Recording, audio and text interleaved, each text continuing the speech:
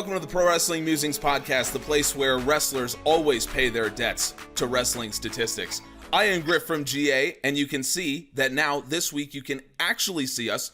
I said I promised you you'd be able to last week. You couldn't, but this week you can, and I am joined today by Anthony and Sergi, both of ProWrestlingMusings.com. We have a ton of stuff to talk about. Unfortunately today, though, we got to start on a little bit of a sobering note, because just as we were going to bed last night, we found out that NXT had released a lot of their wrestlers, and it was kind of surprising, to be honest. Anthony, you've been on top of this story basically from moment one, so take us through exactly what happened, who got cut, and what we're looking at now.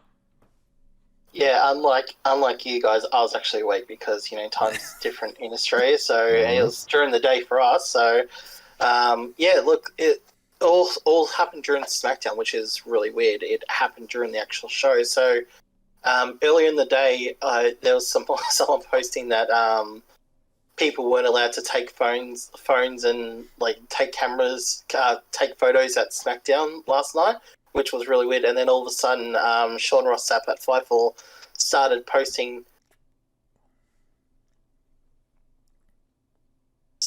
naming names. So the full list of the names is Desmond Troy, and all these are NXT guys. So everyone was from NXT. So Desmond Troy, Bobby Fish, Bronson Reed, Jake Atlas, Ali Sterling, Kona Reeves, Leon Ruff, Stephen Smith, Tyler Rust, Zachariah Smith, Asher Hale, Giant Zangier, and Mercedes Martinez. Yeah, I mispronounced that. Mercedes, that's the one. I knew it was that. Yeah. The most surprising ones are Bronson Reed and Martinez, to be honest. Also Leon Ruff. And I would say Bobby Fish as well. Yeah, yes and no. He's older. He is an older wrestler, but really he wasn't really doing too much in NXT, where Bronson Reed was doing main roster dark matches only a couple of weeks ago. So, he just dropped the belt, like he was just a North American champion. Mm-hmm. And he just dropped the belt, so it was looking like he was going up to that main roster. And yeah, now it's obviously not happening. Leon Ruff as well, a former North American champion. Mercedes, now this one's really interesting because she's out with a concussion. So they actually released her while she's injured, which I don't know if they're actually allowed. That's up to her. But obviously there's a lot of names there that a lot of people won't know because they weren't really used, or, they were used really sparingly. Jake Atlas is a very interesting one. So Jake Atlas actually had an opportunity to get into AEW at the ground floor with Jungle Boy. They were both offered a very similar position, and he turned it down for NXT. And obviously now this has happened, and he's barely wrestled. So, really disappointing. Martinez also on AEW as well. Chose WWE because she wanted to move away from wrestling to background stuff and work in the back, doing producing and all that. The biggest thing with this is, there's a lot of names on there, and the only one that does jump out that I'd like to see in AEW personally would be Martinez. None of the rest really, scream, oh yeah, I want that person. They're good wrestlers and all that, and I obviously hope they find work and everything like that. Right. But with Punk and all that coming in, it's very heavy. AEW on the male side especially, so it's very surprising. A very big list of people now. Denise Salcedo actually did a full thing where they listed all the people that have been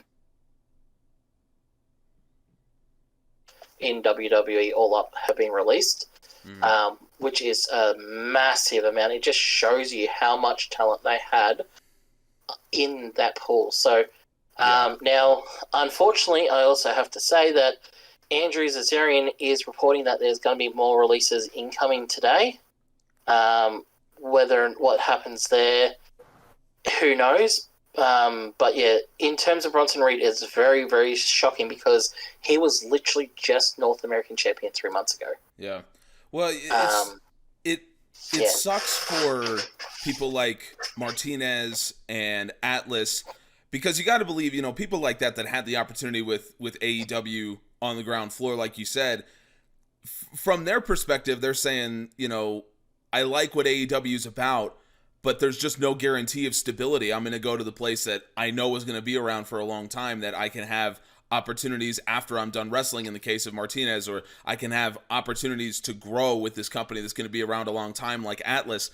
And now you fast forward 2 or 3 years and WWE is the one that is not stable. I'm not saying it's going anywhere, but in terms of instability of work and opportunity and all that, it's WWE. It's not AEW. AEW is in a pretty stable position right now. So I do feel for those people, because I absolutely understand the decision they made when they did make it a couple years ago. But now they're looking at it going, they got to be just kicking themselves for not going to AEW when they did have that opportunity. Especially, like I said, Martinez and Atlas, when both of them had connects. Martinez actually performed in AEW. I believe she was part of a women's battle royal. I forget exactly which event it was. She was the wild card. That's right. British show, yeah. That's right. And at the time, I was saying, I hope AEW gets her, and she did go to WWE. Totally understand, but from her perspective, especially now, because you said she got released while she's injured, so she's got to be thinking, man, I missed an opportunity to do that one. Just to add a little bit more to this story, it was also reported that just during the time frame of these releases, Adam Cole had apparently been asked to come to SmackDown and meet Vince one-on-one. So everyone's assuming that, obviously, that would be in regards to the contract discussions. Obviously, this isn't, Fightful did say that it's not, they're not being released to make way for Adam Cole's contract, as much as a few people have said. That's not what this is. This is more what WWE are currently doing, which is just mass releasing a bunch of people. So yeah, obviously, hope everyone finds the work. They've all got 30-day non-competes, because that's what the rule is with NXT stuff, obviously. But yeah, you've just got to feel for all the people that are released. Yeah. To go back to what Griff was saying, it's interesting that I think that it seems like wrestlers kind of look at stability in terms of, will this company stay in business? Rather than, and the thing is, that's usually not even the issue. Look at TNA. They had all kinds of business reversals, but they still exist. They still contract and pay lots of guys and women, lots of competitors. And really the issue is the stability of how comfortable are these people with turning around and cutting someone after they've hired them. Yeah. And with AEW, their track record so far is that if they cut you, it's for cause. The only people they've really cut are people who have caused a lot of problems in the locker room. Ivelisse is the one that comes to mind. Ivelisse, yes, yeah. Ivelisse is the one that comes to mind, and then also the British hardcore guy. Jimmy Havoc. Jimmy Havoc, yeah. Yeah. So I mean, those are really the only people who have been let go. A couple of people have completed a contract and they've said, maybe some other time. I can't recall who. There was someone who finished a contract and didn't get re-signed. Oh, yeah, Mel. Yep, that was Mel. She wasn't really being used. But yeah, they do not just go around saying, you know what, we changed our mind on you and you and you and you. That only happens one place, really. Yeah. Well, if you think of when those hirings were done, it was very early days of AEW. So obviously, the people that they're not recontracting, they've obviously decided, okay, yep, you're not what we want or the direction that we're heading in. So it makes kind of sense. A lot of those contracts are up later this year, early next year. So. It'll be very interesting to see who from the original signings get re-signed and stay with AEW. I imagine quite a few will, but yeah, if you look at that first roster versus what you have currently, it's obviously very different, but it'll be very interesting to see who re-signs and all that. Mm-hmm. Yeah. I think that another thing that I've been thinking about in terms of that is, are there people who have been built by AEW who are going to say, "Hey, I have star value now, and I kind of want a WrestleMania moment." It's just interesting that there's a lot of things that WWE doesn't have in terms of they don't have a lot of good faith. There's not a lot of goodwill and sense of, if I go there, I'll be treated well. But they still have that WrestleMania brand that is something that can attract talent. And it's an option for them when they haven't really succeeded much lately in building stars of poaching them. Now that there is this competition who are very successful at building stars. Yeah, you're absolutely right, and that is dependent on whether Vince still has this thing about wrestlers coming from outside of WWE. I mean, if you remember going all the way back to the WCW days, there was talk that Vince hated guys that he did not get over. Like Ric Flair was the exception. And other than that, if you came from elsewhere, he hated that because he wanted to get you over. So the last number of years have not done a ton to assuage that criticism, I think, of Vince, to put it mildly. So from an AEW guy's perspective, I would be more willing to believe that they would say, look, I've gotten star power because of what I've done. Now I want to go have a Tokyo Dome moment. I want to go perform in Wrestle Kingdom. Sure. I want to do that. I feel like that would be more likely. I feel like from an AEW perspective, especially with the number of WWE guys that we know were not having a good time in WWE, most notably Jon Moxley, they would say, look, take Mox as an example. He's done WrestleMania and he's done Wrestle Kingdom. And I could easily see him. I don't want to speculate about, his opinion about this, but I think for him, it would be easy to say, look, that moment in the Tokyo Dome, that's what you want. You don't want to deal with what might happen to you at WWE if you try to go, but New Japan would actually, treat you like the star that you've become in this company. So just a little bit of speculation from that perspective. Yeah, look, like it or not, currently WWE still is the biggest wrestling company in the world, and that adds a lot of value to you as a person and as a wrestler. It increases your stock. So, and a lot of people, you've got to remember, a lot of these wrestlers grew up watching and wanting to be in WWE as much as, and that is still a very big draw of, I grew up to become a wrestler to wrestle for WWE. And, there's still that draw. So, it would be very interesting. I imagine that they've got enough ex-WWE people who weren't happy at WWE and AEW that if they want to find out what the process is, they can. But they still might think that, I can go over and go over for a year or two, make some money, get my name really out there, then, go somewhere else, come back, build myself up. That's what I think a free market for wrestling is, people going everywhere. And there will be very interesting times, give it a year or two. Who knows where anyone's going to be? We might.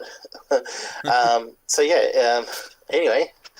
Yeah. Yeah. So look, at the moment, it's an ongoing story.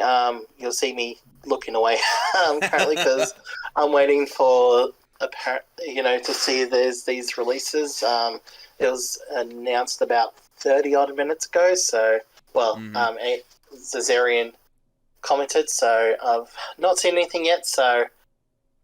Hopefully, maybe not. But considering who reported it, I dare say that it's going to be releases. Yeah. I agree completely with what you were saying, Anthony. As far as all those draws, and as far as what Griff was saying, Vince McMahon has this reputation of not liking the beer unless he's pissed in it. I think that they'll look at it. It's going to be a matter of when they look at the way that top guys who have been built elsewhere are treated. Are they going to see AJ Styles as that one exception like Flair was, or are they going to say, "I bet that I can get over with in WWE just as well as AJ Styles did, even though he, like I, built their name somewhere else. That's other a good places point. in That's AJ a good Styles' point. case. But I feel like for every Styles, there's a Nakamura. You know, and Absolutely. especially with NXT. I mean, it's one thing True. Nakamura did get over in NXT, but that obviously is a different animal now than it used to be. So now you got to be worried about that you're like, even if I go to NXT, I don't know what's waiting for me when I get in there. I don't know for sure that they're going to be friendly to people that came from the Indies or from New Japan or even from AEW the way that they used to be. You know, it's one thing to go in there and say, as long as I'm in NXT, I'm okay. And, you know, that idea of when you get called up to the main roster, that's when you have an issue. That's been around for a while. So it's one thing for that to be the case. True anymore. Exactly. Now you're not even sure that NXT is a good place for you. So I feel like there's, especially with the door opening, and we'll talk about obviously a lot of stuff having to do with that in a second, but especially with the Forbidden Door open, you feel like I have a better chance of just going to one of these companies and hoping that between the 6 or 7 different companies that are involved in this, I can find something to do. You know, I mean, so the last little thing I want to add to this is that PWI Insider has reported that this is part of a rebranding strategy for NXT, where they're now going to focus on it being 100% a developmental thing, where they're going to focus on young talent only. And if you look at the names that were released, only one name that was released was under 30 for this round. So it'll be very interesting to see if Triple H is still involved. It'll be very interesting to see if this rebranding happens, or what happens, or what NXT becomes. But it does definitely seem that the NXT that we currently know in its current format, that has been its current format for quite a while now, is probably going to be changing. So, yeah. It's sad because, you know, we're talking about 2 years ago when, or not even 2 years ago, when NXT was the hottest thing going. You know, they had come onto the main roster and they were beating main roster people around Survivor Series. And it was like, It was WWE saying, you know, NXT is going to be a third brand. These are wrestlers that you recognize. It's the kind of fans that would watch AEW that also, or maybe instead of, watch NXT. And WWE saying, yep, we believe in these guys. That's what we're doing. And then not 2 years later, NXT just becomes an absolute casualty of war. You know, because WWE, for all their bloviating about AEW is in competition and all that kind of stuff, they saw AEW as competition and they wanted to hurt them and they sacrificed NXT to do it. And at this point, it is a sacrifice of NXT because NXT has just gone back to what, you know, where they were in like 2017. Some people would say that's a good thing because at least the show was high quality, but you almost feel as though it's a massive step backward when it seemed like NXT had all the momentum. If there was any company, any brand that had more momentum than AEW 2 years ago, it would have been NXT. And now it's just been absolutely destroyed by this fake war that, you know, I don't know if it was Vince or I don't know if it was Nick Khan or whoever it was that thought we need to hurt AEW. And this is what you get. You hurt your own brand. So you've got Adam Cole with his contract, obviously in him not basically having one or being on I'll wrestle until SummerSlam sort of deal. Apparently Pete Dunne also's contracts it up. So, you know, there's two mainstays there that are very interesting of whether or not they're going to stay, especially with what's happened today. So, yeah. Anyway, I think we should talk about something more positive. Let's do that, and it's a great segue because as we get into talking about AEW Dynamite, I want to start with 2 ex-WWE guys who now have certainly made a name for themselves elsewhere, and that is in the main event of this episode of Dynamite when Malakai Black made his debut against Cody Rhodes. This, as a match, was not a lot to talk about, but as a moment, as a story, there's a ton here that we can say. So Malakai Black ran over Cody Rhodes. And the one thing that I want to say about it is I just want to marvel at the fact that when you treat a guy like Malakai Black as a killer, when you treat him like that, you don't need a lot to get him over. You know, that's it. You don't need to work hard to get a guy like Malakai Black over. He's done a lot of the work himself. And if there's one thing that AEW has done right, it's understanding that wrestlers can get themselves over without you doing anything. And Malakai Black has done that. The amount of work that he's put into his character, the amount of work he's put into his body, the amount of work that he's put into his kickboxing, all of this stuff means that he is over without you doing anything. And then you do this, and he looks like a massive star. So this match was fun for me. I loved Aleister Black. I'm a big fan of Tommy End, and now I am a huge fan of Malakai Black. So this one I really enjoyed. Sergi, what did you think about this main event? Well, I think that it's a case of AEW has a tendency, especially with Cody, of saying, that worked, let's run it back. And I'm referring, of course, to Mr. Brody Lee.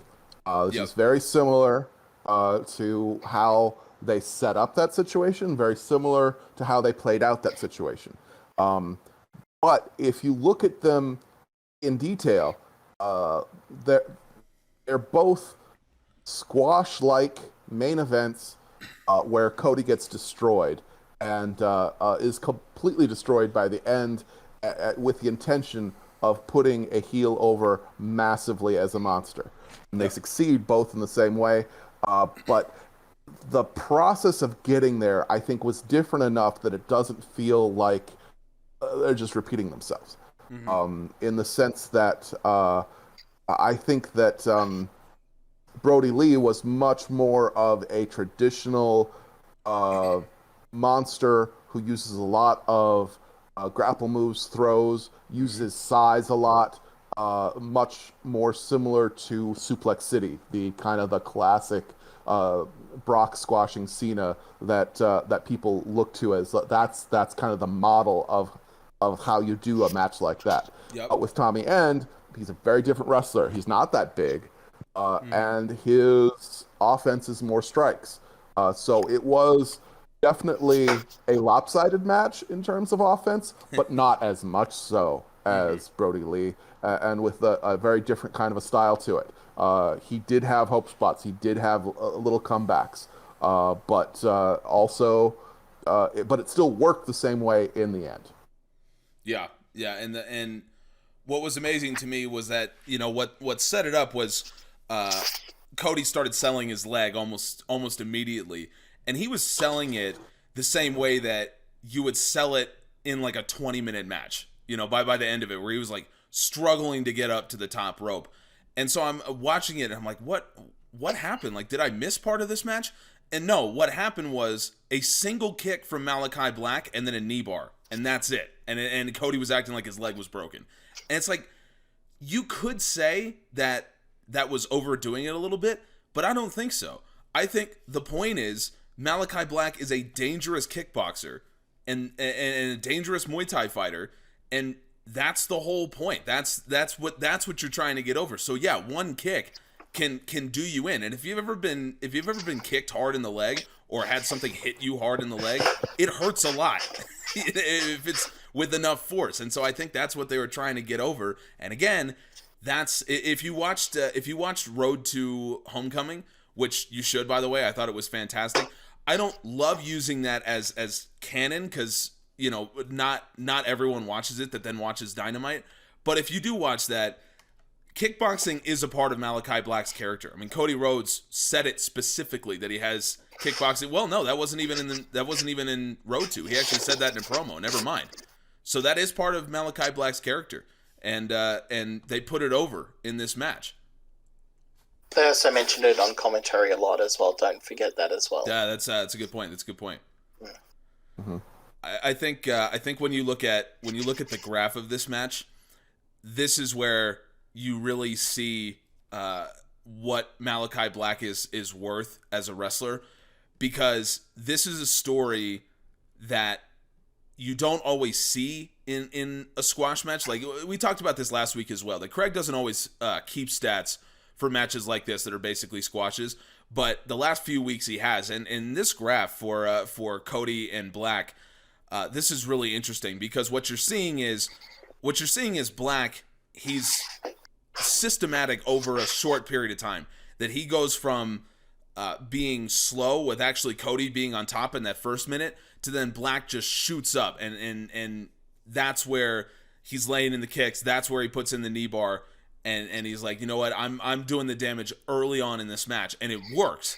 And then both men go down over time, but Cody goes down to 0. I mean, Malakai works him to a point that he can't perform anything anymore from Cody. And for Malakai, he understands that Cody's at a point that he's done. And then in that final minute, that final 45 seconds, that's when he hits the Black Mass or whatever it is. They didn't even say the name of it. But that's where he hits that kick, and that's where the match is over. One little thing as well that actually, I think it was Brian Alvarez who pointed it out. I didn't know this, but Jim Ross does not like to know who wins the matches. He wants to go in fresh. So when Black kicked him, Ross acted like it was just a normal strike. He's like, oh, that's like walking into a right hand. And then Black goes over and pins him with his foot. He just puts his foot on his chest. And JR literally says, that's not going to get it done. And then he gets the 3, and JR just goes nuts. He's like, I can't believe that got it done. And that really, you say what you want about JR, that really adds something. That he really did not believe that was going to work. And then that's one of your biggest stars in the company, just getting a foot on his chest. And it's like, man, I mean, that's again, the theme of this is if you want to put a guy over, that's how you do it. So, from my side, in regards to that kick, and this is something that AEW have done before, and funny enough, they did it to Cody before, where they put a professional athlete's ability and made it realistic, and they did it with Griff's favorite wrestler, Gogo. Yep. They made his punch seem so lifelike because he is a professional and his punches are that much stronger than a normal person's because he's put time into it. So I view the kick from Malakai in a similar fashion where they're put over. He's in Muay Thai kickboxing. This is what he does. He trains. He is a professional in this. So, putting that kick over the same way as they've done with the Go-Go's punch, obviously not to that extent, but still putting it in that level and doing it that same way is very smart. That's what I think that they might have done there. I might be reading into it, but to be honest, I've been thinking about nothing but that match for the last week, last few days. So,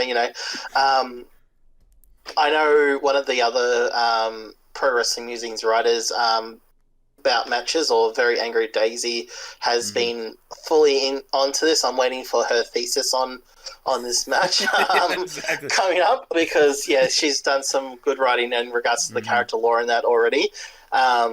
Looking forward to that. But in terms of that, just as soon as the entrance came in, like I'm a massive fan. Okay, massive fan of Tommy End, and I've followed him for a very long time. So him coming to AEW was massive for me, and I had no idea what the entrance was. Just the entrance was perfect. Absolutely loved it. It was so good. The look was fantastic. It looked like he's something from somewhere else. Just he's a monster in looks, everything, presentation, everything. And the match, it was so smart because, and I think the smartest point of the match, which shows you the skill level of where he's coming from, is when Cody had that crossroads in, and Malakai just reversed it by kicking him in the kneeing him in the head.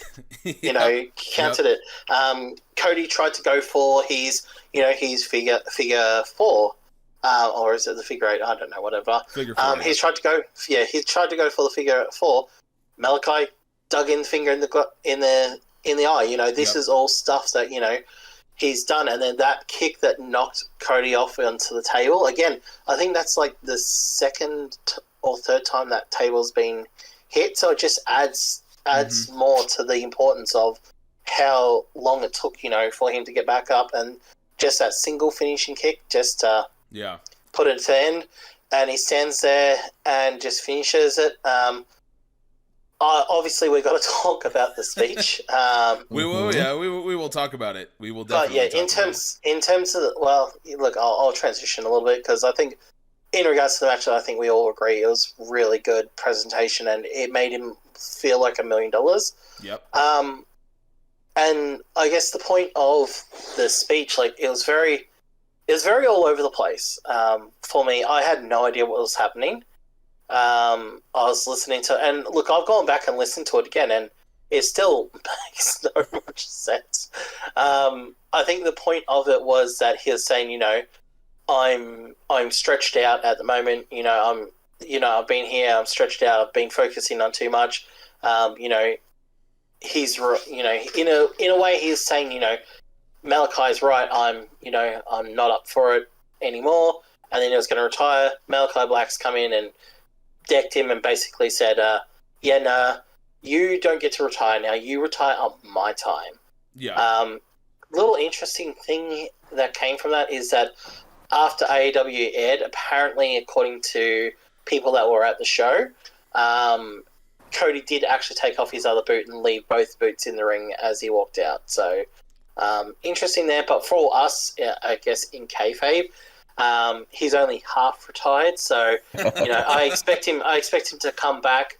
I'm hoping he takes quite some time off, especially because at the moment, obviously, we're waiting to get Punk, Bryan.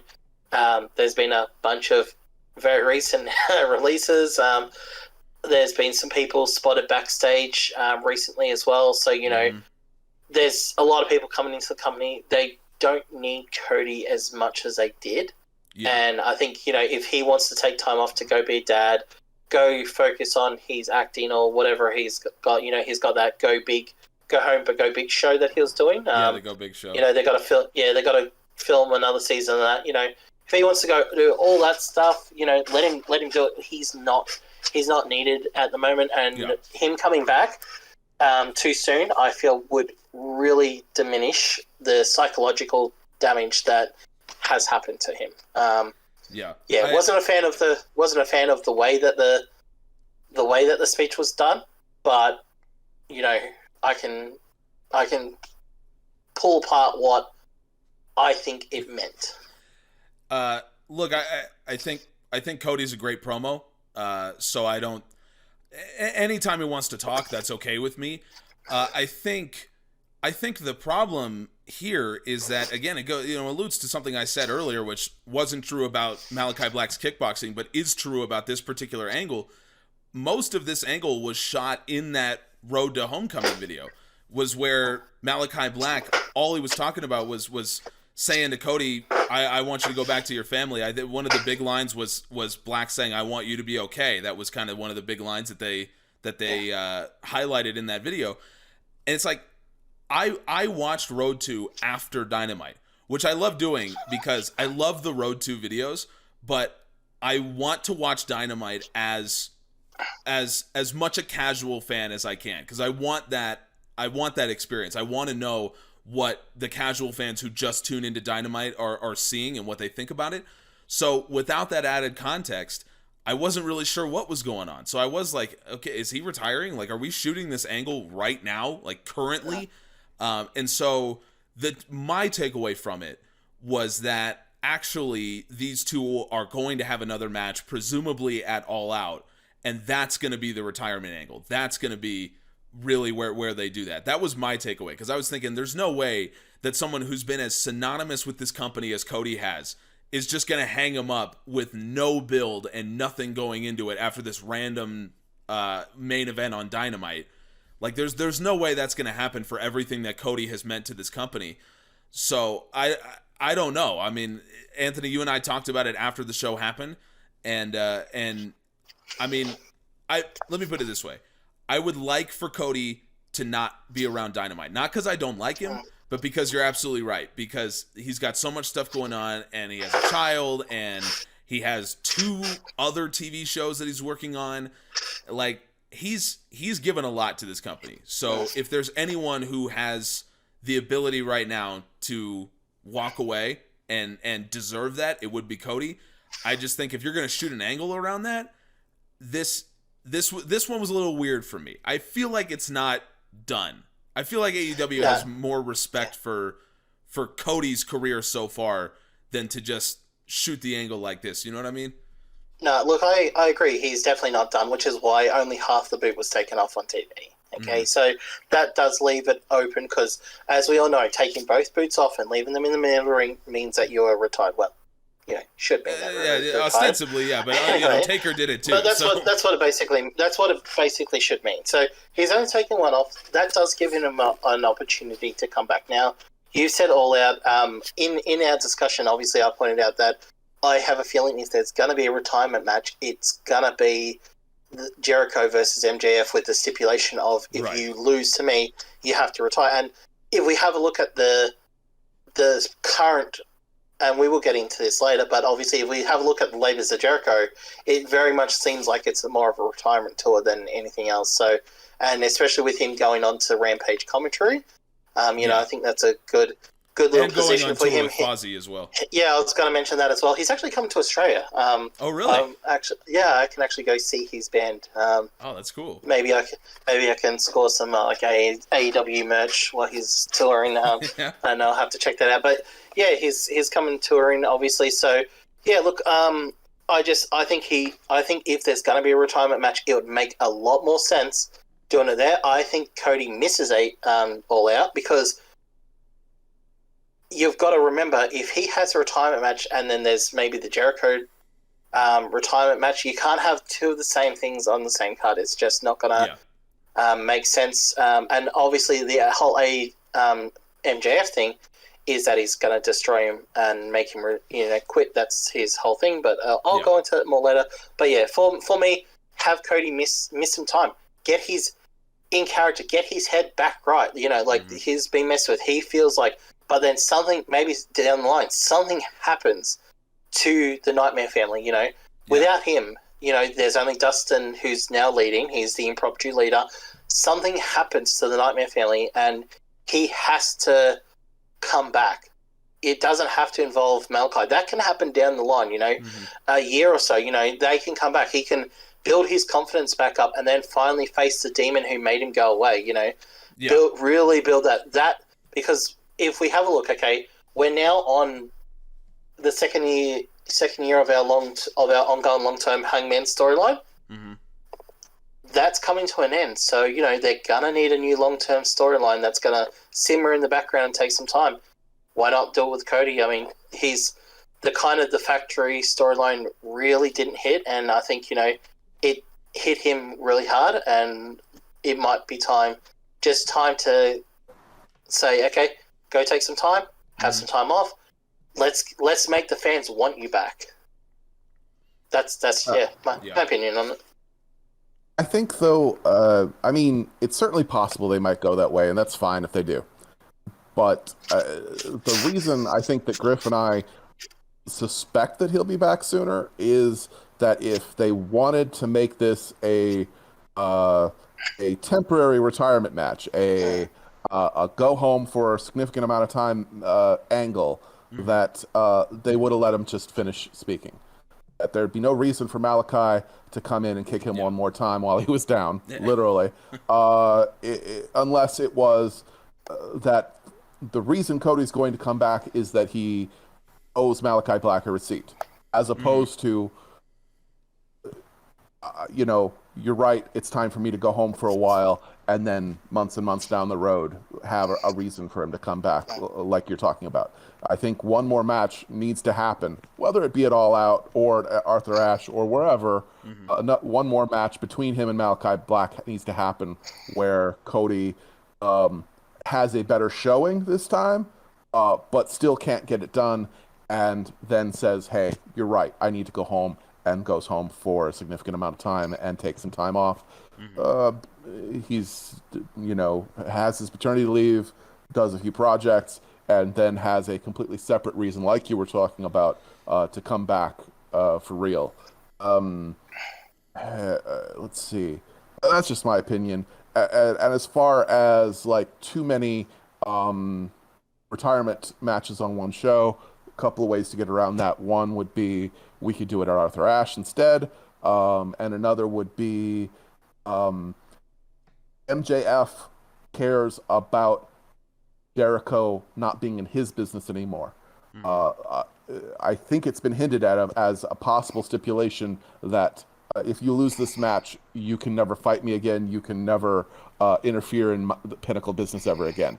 And ending forever Pinnacle versus Inner Circle, leaving Pinnacle free to do their other things without having it be having Jericho tied down to a retirement angle that maybe he isn't ready for.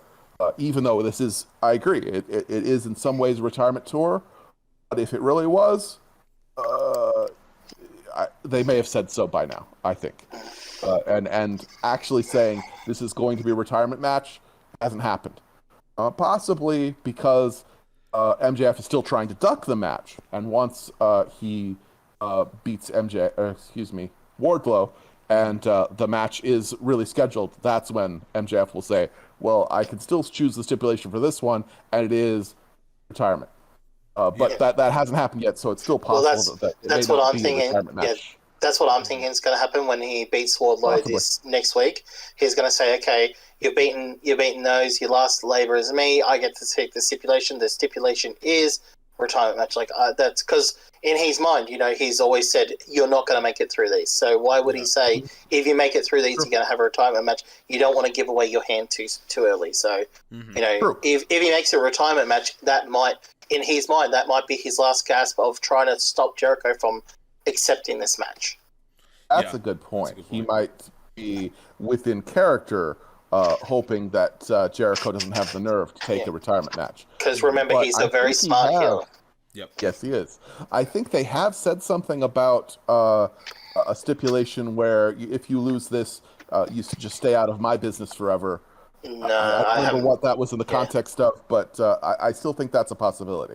Although I do see where you're coming from. Yeah, it could be. I think it's going to be potentially retirement. Like, he is 50, you've got to remember that as well. Yeah. It's... And look, to be honest, what a way to go out. Like, one of Absolutely. the hottest angles at the moment going around, retire on the top of your game and move into commentary, or, come back, for a special occasion here or there. Yeah. But mainly, stay retired, It is amazing, in retrospect, just how good Labors of Jericho have been. I don't think anybody, when it was proposed, expected it to be that good. Just in the sense of, I agree. like, well, there's ways this could be good, but, there were concerns. Like, is Jericho just going to squash every member of the Pinnacle? That sucks. and instead, we got what we got. And I think that's amazing. I think you're absolutely right, and that's a perfect transition to talking about the opener of Dynamite, which was Chris Jericho against Juventud Guerrera. And we talked last week to Jacob, who correctly predicted that it would be Juventud Guerrera at some point during the Labors of Jericho, which I still can't get over. And this match, look, I think that these guys, they showed their age at times during this one, because they did sometimes try to do some, WCW kind of cruiserweight stuff. They tried to throw it back a little bit, specifically Juventud. And look, these guys are older. They can't move the way they used to. And I kind of knew that going in, so I almost feel like this is going to be a very weird thing to say, but I almost feel like the death match took more advantage of Jericho than this one did, because the whole story of the death match was Jericho is 50 and he's been through all this stuff in his career, and now he's going against a deathmatch specialist like Gage. And so it took more advantage of what he brings to the table than this one, where they're kind of saying, well, Chris Jericho isn't as fast as Juventud. Well, Juventud isn't as fast as Juventud. That being said, though, I still thought this match was entertaining, and the finish did really get me. The finish saved this match for me, because I said that it's very possible that Jericho just hits the Judas effect and then flips off MJF and just does a basic splash off the top rope, or just falls off the top rope onto him, and that's how he wins. And so in a sense he did that, but he added the Judas effect from the middle rope, which I'm almost a little disappointed that he pulled out now, because I'm like, imagine that being a super finisher. Like, the Judas effect is already well protected. It's already one of the most well protected moves in AEW, but imagine it being off the middle rope and that's his super finisher. Like, no one ever kicks out of that one, Whatever. I thought the finish was a lot of fun. Anthony, what did you think about this opener? Yeah, look, same thing. At the early start of the match, they didn't click at all. There was a lot of waiting around, a lot of pausing, waiting for moves to hit, sort of thing. It just seemed like they didn't really have that chemistry, but it did pick up towards the end, and I'll admit that, it became a much better match. The ending definitely saved it. Jericho hitting that move was really cool. Who knew he had it in him, but, he did it. I will say now I'm extraordinarily disappointed that it's Wardlow for the next Labour. Very, very disappointed. I don't want to see Wardlow lose. I especially don't want to see Wardlow lose to Jericho. I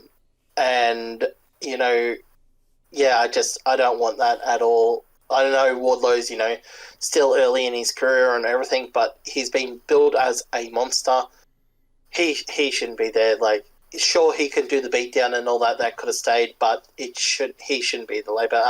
There was also a little bit of confusion online when MJF said, there's going to be someone there to make sure that the match is kept in line, kept in check. A lot of people thought that MJF was saying he's going to be the special guest referee, which would have actually been good. But no, he's just going to be in the corner of Wardlow. So, it's just considering what we've already gotten, it's just a bit of a letdown considering where we've gone and what we've sort of been doing. A lot of people and myself speculated that, this was pretty much like Jericho having to tap into his former forms that he's used in order to win these matches, or, his past selves, because Jericho is the master of recreation. He's always got a new character for something. So, if you look at the first match, he had to tap into that was his current form.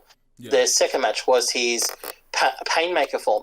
That third match, was his WCW Cruiserweight form, Cruiserweight form. And now, it's just kind of a bit weird. It's very, very weird.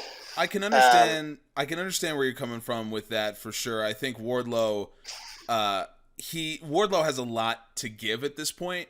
So you do feel like we don't want to see Wardlow lose, especially to someone who's much older like Jericho, someone who presumably is not long for AEW, at least for a while, the way Jericho seems to be.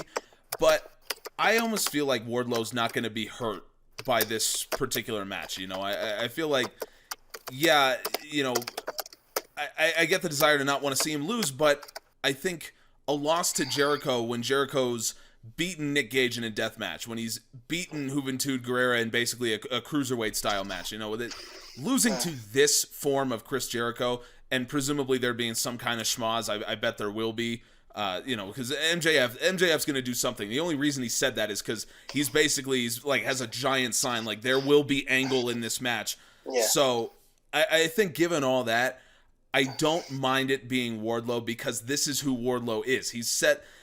The story of Wardlow from the beginning is that he's set up to fail by MJF. He was put in a cage match with Cody Rhodes specifically so that he could lose that cage match. MJF knew that's what was going to happen. So he was put in that situation. That's been the story of Wardlow from the beginning. So I feel like this is okay because, one, Jericho is, at 50 years old, he's wrestling at a very high level right now. So I'm okay with Jericho winning, and I'm okay with Wardlow getting in the back of his mind, like, MJF is not in my corner. He's not out there for me. He's out there for himself, and that has been the story of Wardlow, I think, since he teamed up with MJF.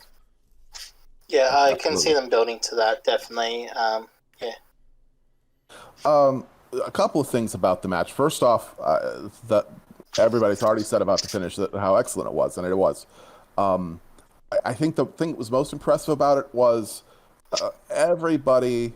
We had a roundtable, a preview roundtable this week. It was the first time we tried doing a preview roundtable, and one of the roundtable questions was, how do you think that Jericho is going to fulfill the must-win with the top rope move? Nobody guessed this.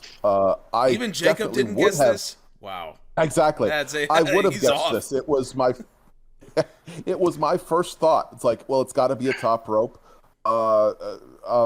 Judas effect. That's the most sensible thing. And then like, I could not think of a physical way it was possible. I was like, how would you accomplish that? I just like, so are they both on the top rope along the lines of a superplex setup, and then he hits a Judas effect and fall? They don't have this isn't Ray Phoenix or somebody who could pull off something crazy like that. It just didn't even occur to me, the idea of doing a spinning back elbow while leaping from the top rope. It's just the fact that he could pull it off. I gave it serious thought because it seemed like the most logical thing for him to do, some kind of a top rope adaptation of the move that's already a super move for him. That's that's never kicked out. His ultimate finisher, and it just didn't seem physically possible, or I would have guessed it.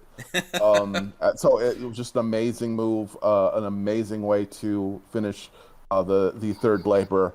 Yeah. And I think that the whatever flaws that the match may have had fit the story perfectly.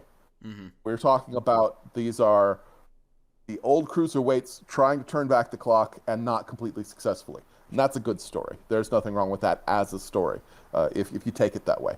And as far as Wardlow goes, I'm definitely with you, Griff, that this is the story at this point is MJF screwing himself.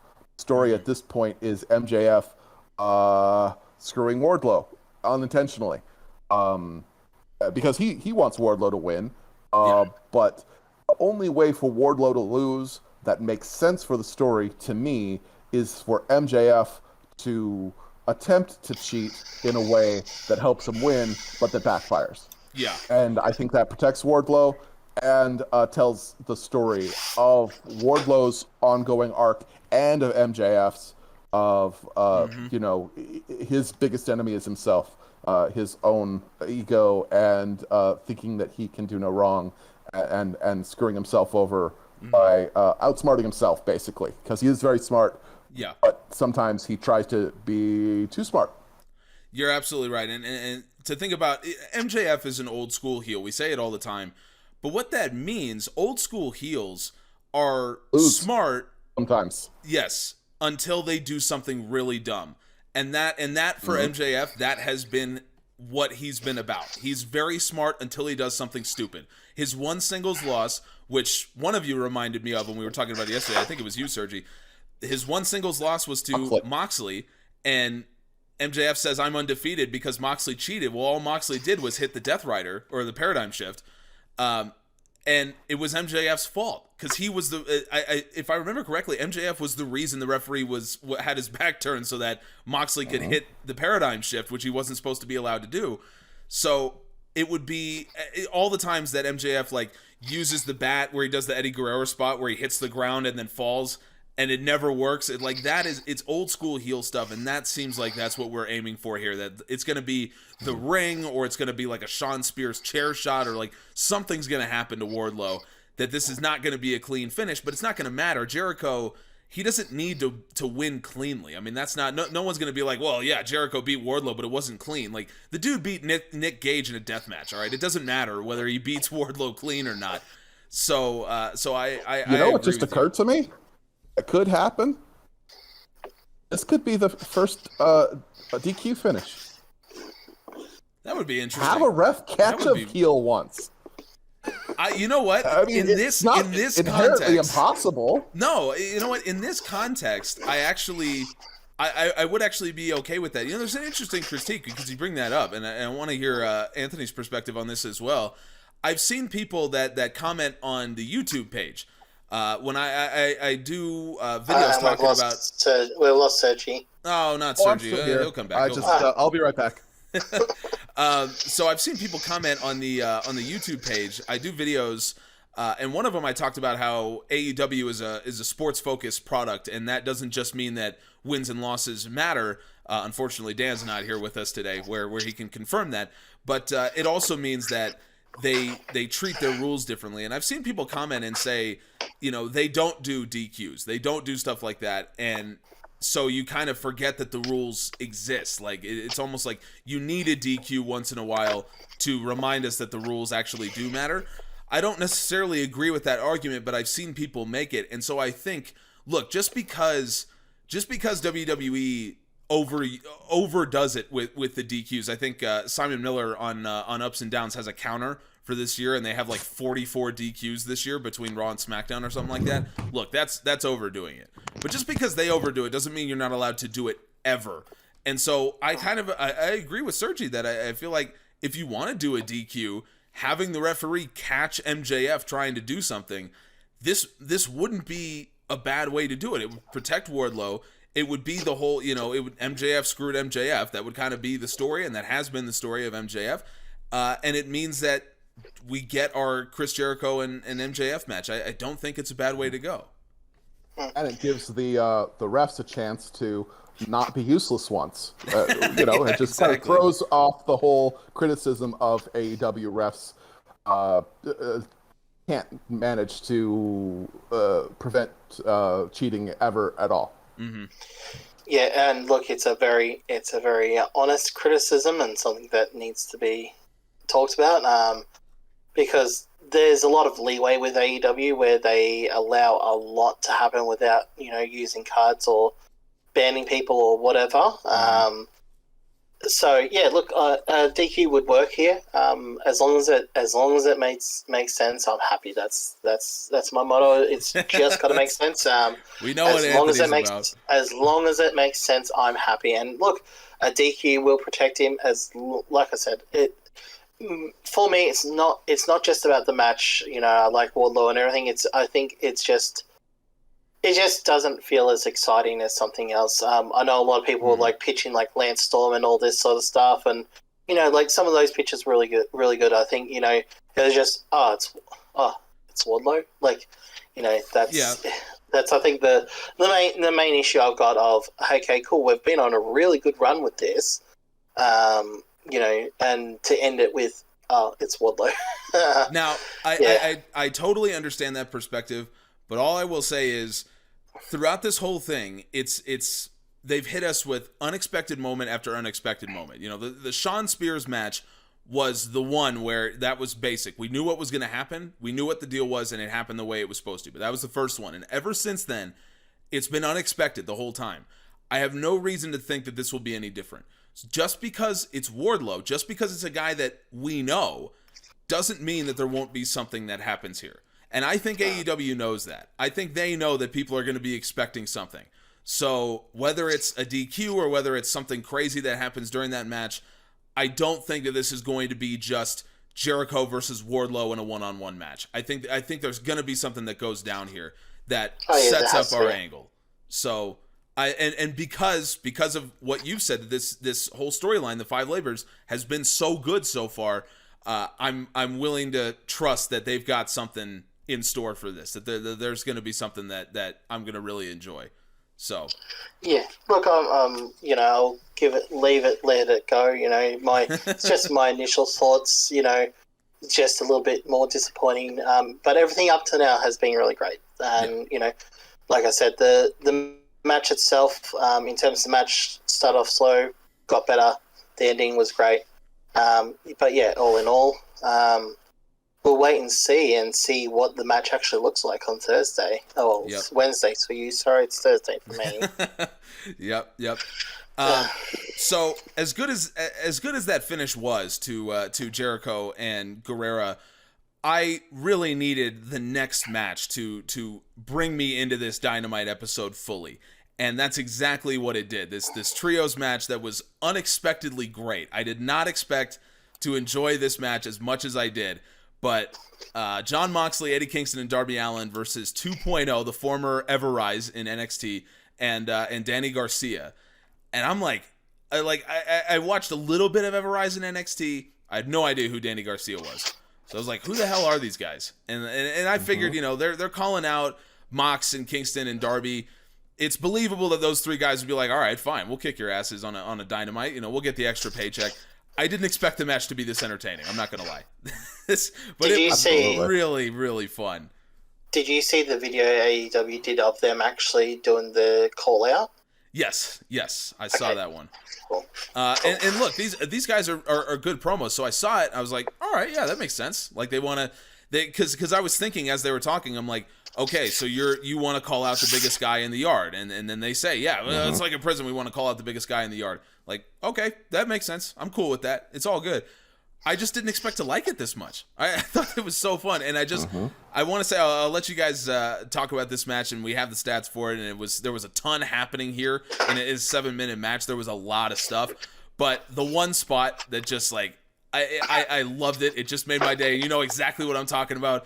When was it Matt? I think it's Matt Lee now, who gets out of the ring and just starts marking out over Sting for no reason at all. Like, there's just no setup.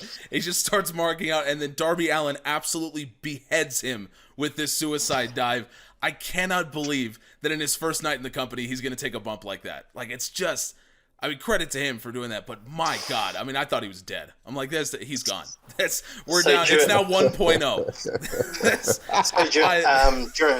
During an interview that they did after the show, he actually said that that was his idea to do that. You know what? Good for him.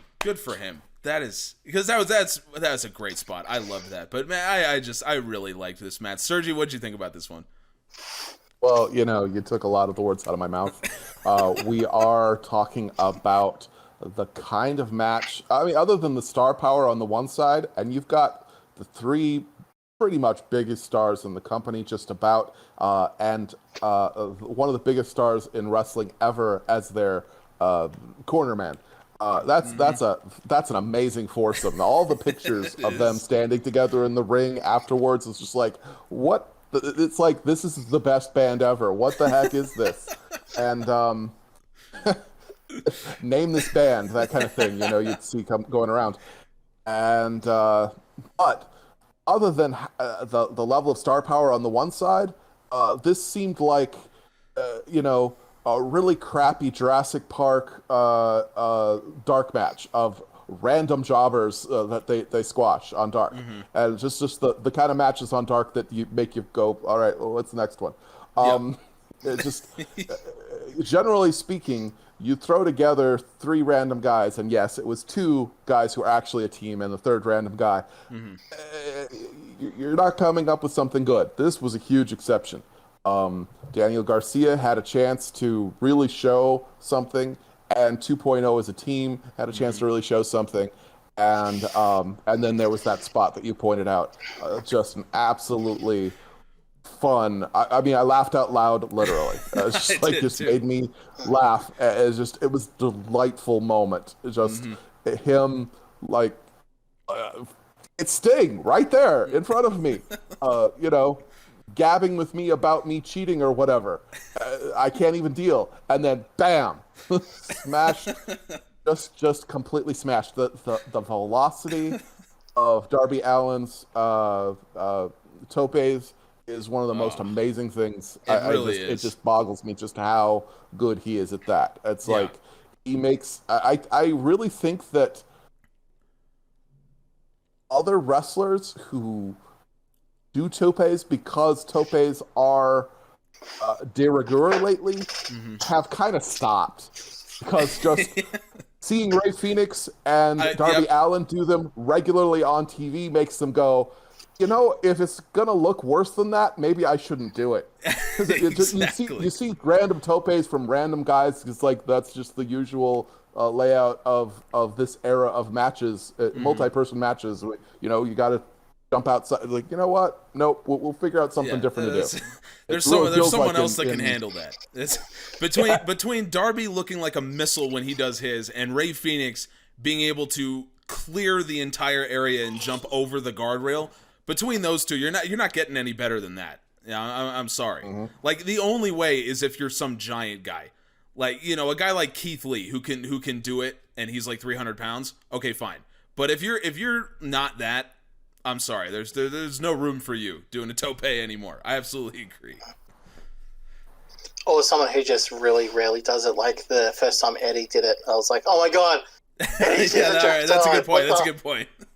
You know, yeah. So for me, these guys just instantly clicked with me. Just so funny. I hope they keep them. And look, I think that they're going to. And the reason I say that is you put three guys who are basically completely unknown to AEW against your three top baby faces, and you gave them quite a lot in this match.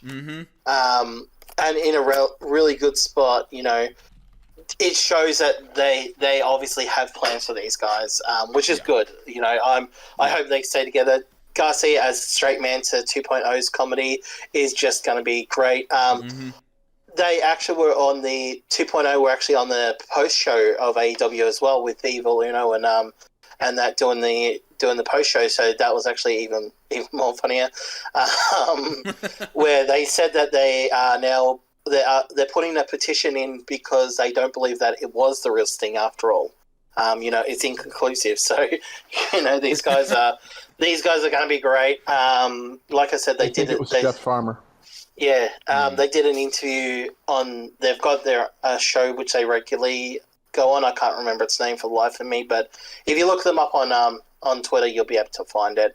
And I listened to that after this, where they're basically talking about, you know, that they didn't know that this was happening. That they were basically just told, "Come to Dynamite, bring your stuff." They rocked up and was told that this is what's happening, and then you know, they added a little bit extra, which with that Sting spot, you know, just great shots. So yeah, I'm glad, Gus. I'm glad that we're going to see them on Dark, and B, we're going to see them next week as well, where we're going to see Garcia versus Darby in a 1-on-1. So you know, that's good that we're going to get them 2 weeks in a row. We're going to see them on Dark. You know, it's just another added group, and those trio titles can't come soon enough.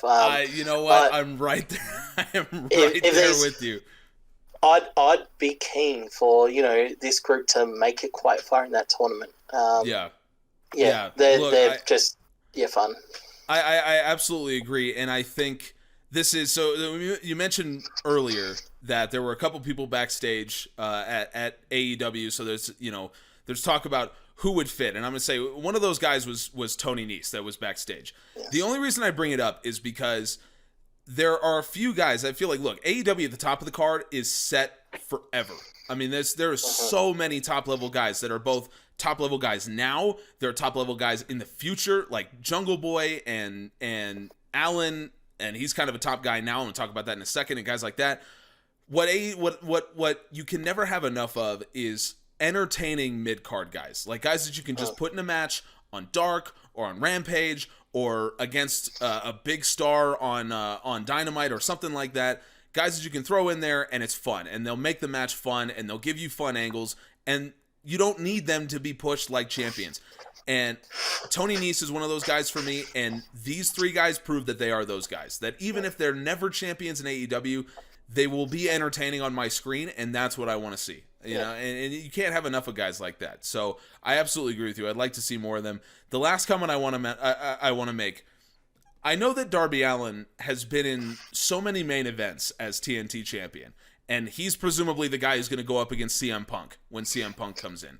I know all that.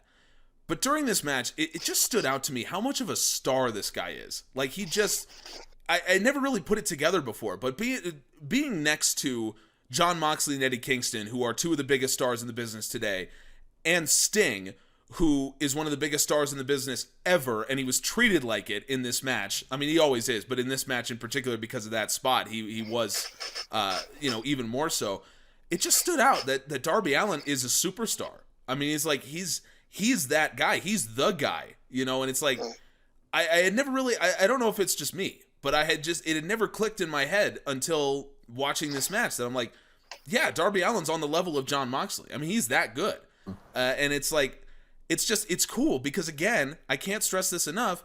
He was a deathmatch, like, PWG wrestler before he ended up in AEW. His first memorable thing in AEW was getting thumbtacks shoved in his mouth and kicked off the top rope on a chair. So, like, that's what he's known for doing. And suddenly he's one of the biggest stars in the company. It's like, It's amazing what Darby Allin has done. You can't give enough credit to him for what he's been able to do, transform himself from that into now one of the biggest stars in the company and maybe the biggest homegrown star in AEW right now. I mean, just credit to him. Titantron. That new Titantron is really funny, really cool. It is. I agree. I absolutely agree. In terms of him being a star, as soon as live crowds came back and I started seeing the pop he was getting, regularly, like all the time, I knew. Like, I already knew because I saw how many people were like, oh my God, online saying, I really like this guy. But as soon as you heard that pop, and that pop that he is getting is as loud as what, like, Moxley and Eddie and all that are getting. Like, it's not as loud as Hangman's, but it's getting there. It's going to be there, you know. I can't wait for when it's his time to get that AEW title. I think that's going to be...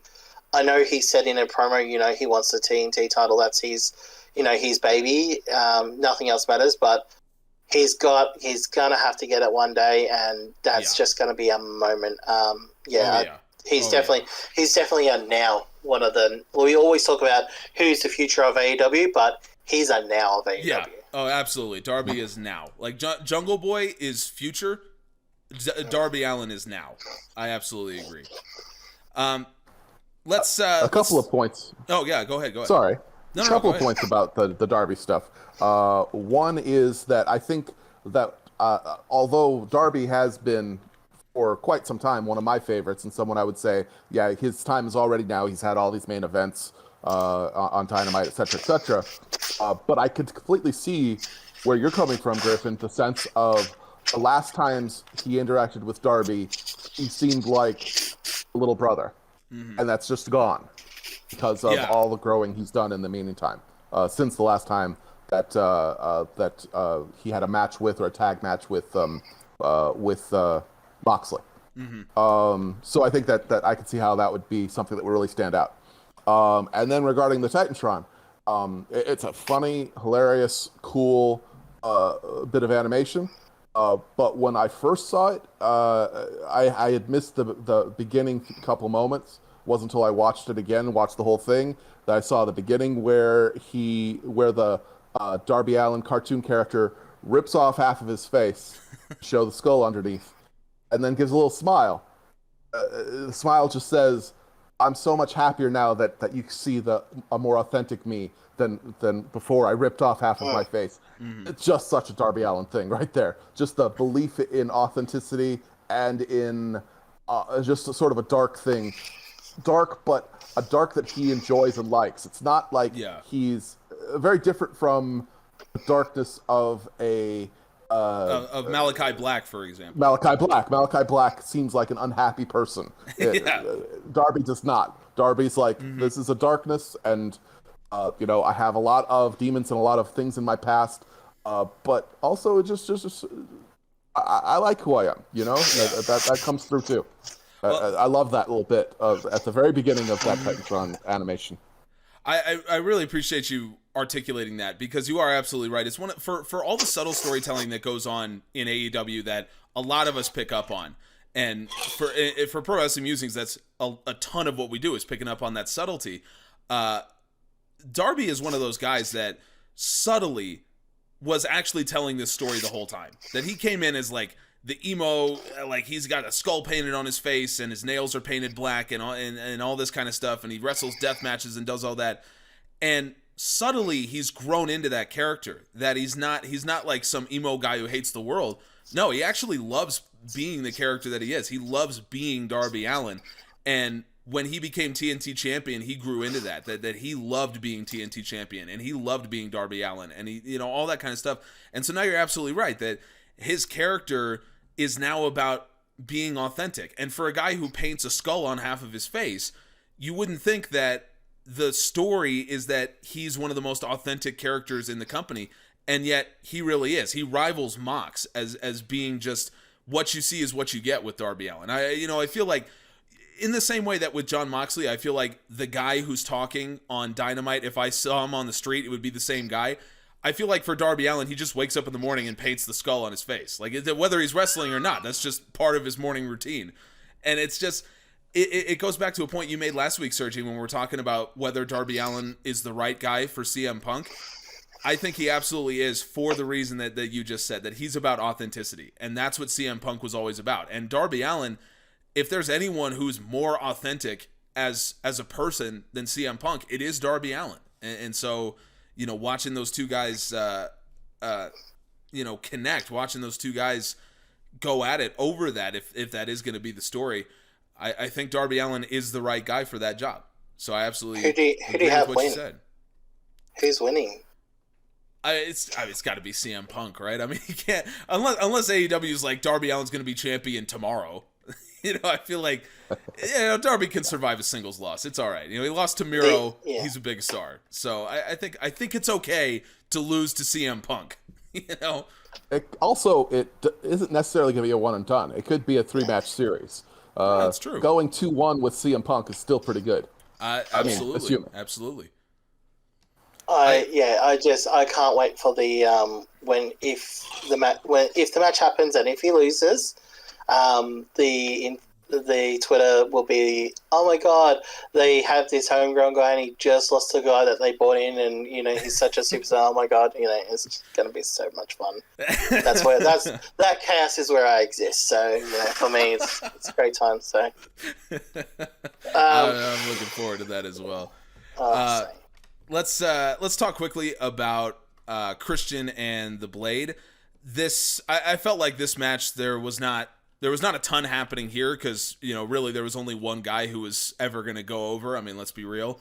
But, you know, the Blade actually got a little bit more in than I expected. The match offense was split 51-49 in favor of Christian, so it was pretty close in that regard. In terms of big offense, they were tied, both with 8 during this almost 10-minute match.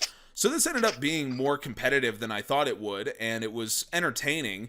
But I think the biggest thing that came out of this was the fact that Christian, he just was anointed number one contender. They didn't do anything with him versus Jungle Boy the way we had kind of speculated about last week on the podcast. They just kind of said Christian's number one contender now. And I mean, yeah, it's fine. He's undefeated in singles in AEW, so I suppose that's fair enough. But yeah, I mean, he's going to have a good match with Kenny. But it's certainly at this point, I think it is confirmed for me that CM Punk is going to make his debut, his in-ring debut at All Out. It's going to be against Darby Allin. That's going to be the main event. And they basically just said, Kenny and Christian are going to put on a really good match, but we don't want, like, there's no possible way Kenny's losing the title here because we don't want that kind of drama to happen right before CM Punk debuts. So, you know what? I'm fine with it. And Christian is really solid. And he's really good promos. So, Anthony, what did you think about this match and angle? Yeah, look, it was better than I thought. It went longer than I thought as well. Yeah, look, it was a solid match, which is pretty much what Christian's been doing, you know, just having solid matches. He hasn't really done anything to really excite me. You know, in his current lot of matches, there's nothing been overly exciting. They're just been solid matches, and I think this was just another one. Obviously, his finisher is now at the level. Well, it's obviously not at the level, but it's one of those. If he hits you with the kill switch, that's it. But this time he won with a spear, which was very interesting. Whether that was new added arsenal, whether that was something else, who knows? But you know. It was a match. I was ready for the feud between Christian and that to be done at last. Between Christian and the Hardy family office to be done at the last pay-per-view. I'm more than ready for it to be done, which it now seems like it is done. Because it's especially with them advertising Hardy family office versus best friends now. So that seems to be the direction they're going in. I don't know what they're doing with Hardy Family Office. They've lost a lot lately.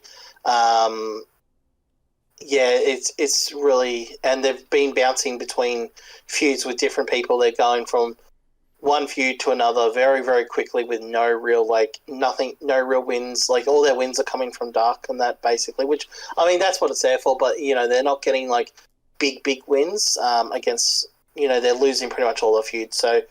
For me, something something needs to happen for them, whether they get rid of some people or whether or not there's a few changes done there. I'm not sure, but yeah, for me, Hardy Family Office is a bit lost at the moment.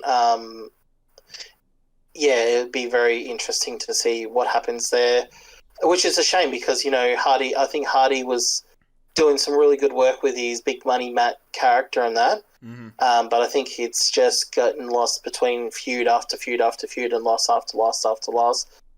Beating him isn't anywhere near what it was when he was, losing to Sammy and that. Like, it's, yeah. So look, it's a match. It progressed the story. Christian's now number one. When we're getting that match, who knows? I'm assuming that they're going to...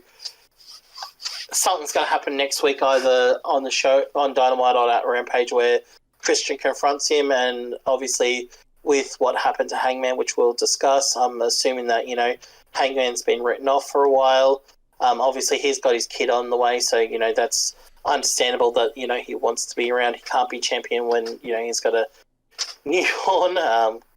So, yeah, we'll get Christian. Whether or not Christian can have my concern, I think, is we're not seeing, like I said, I feel personally we haven't seen a great match out of Christian. We've seen good matches. Is he going to be able to have a great match with Kenny? Obviously, Kenny's great, but obviously it takes two to tango. Yes, can Kenny pull him to a great match? Probably, but it'll be very interesting to see, especially with his whole outwork everyone whole thing.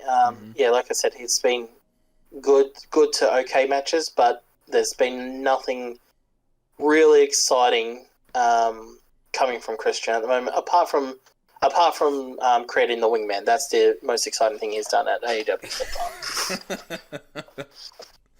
All right, I guess that's fair enough. I think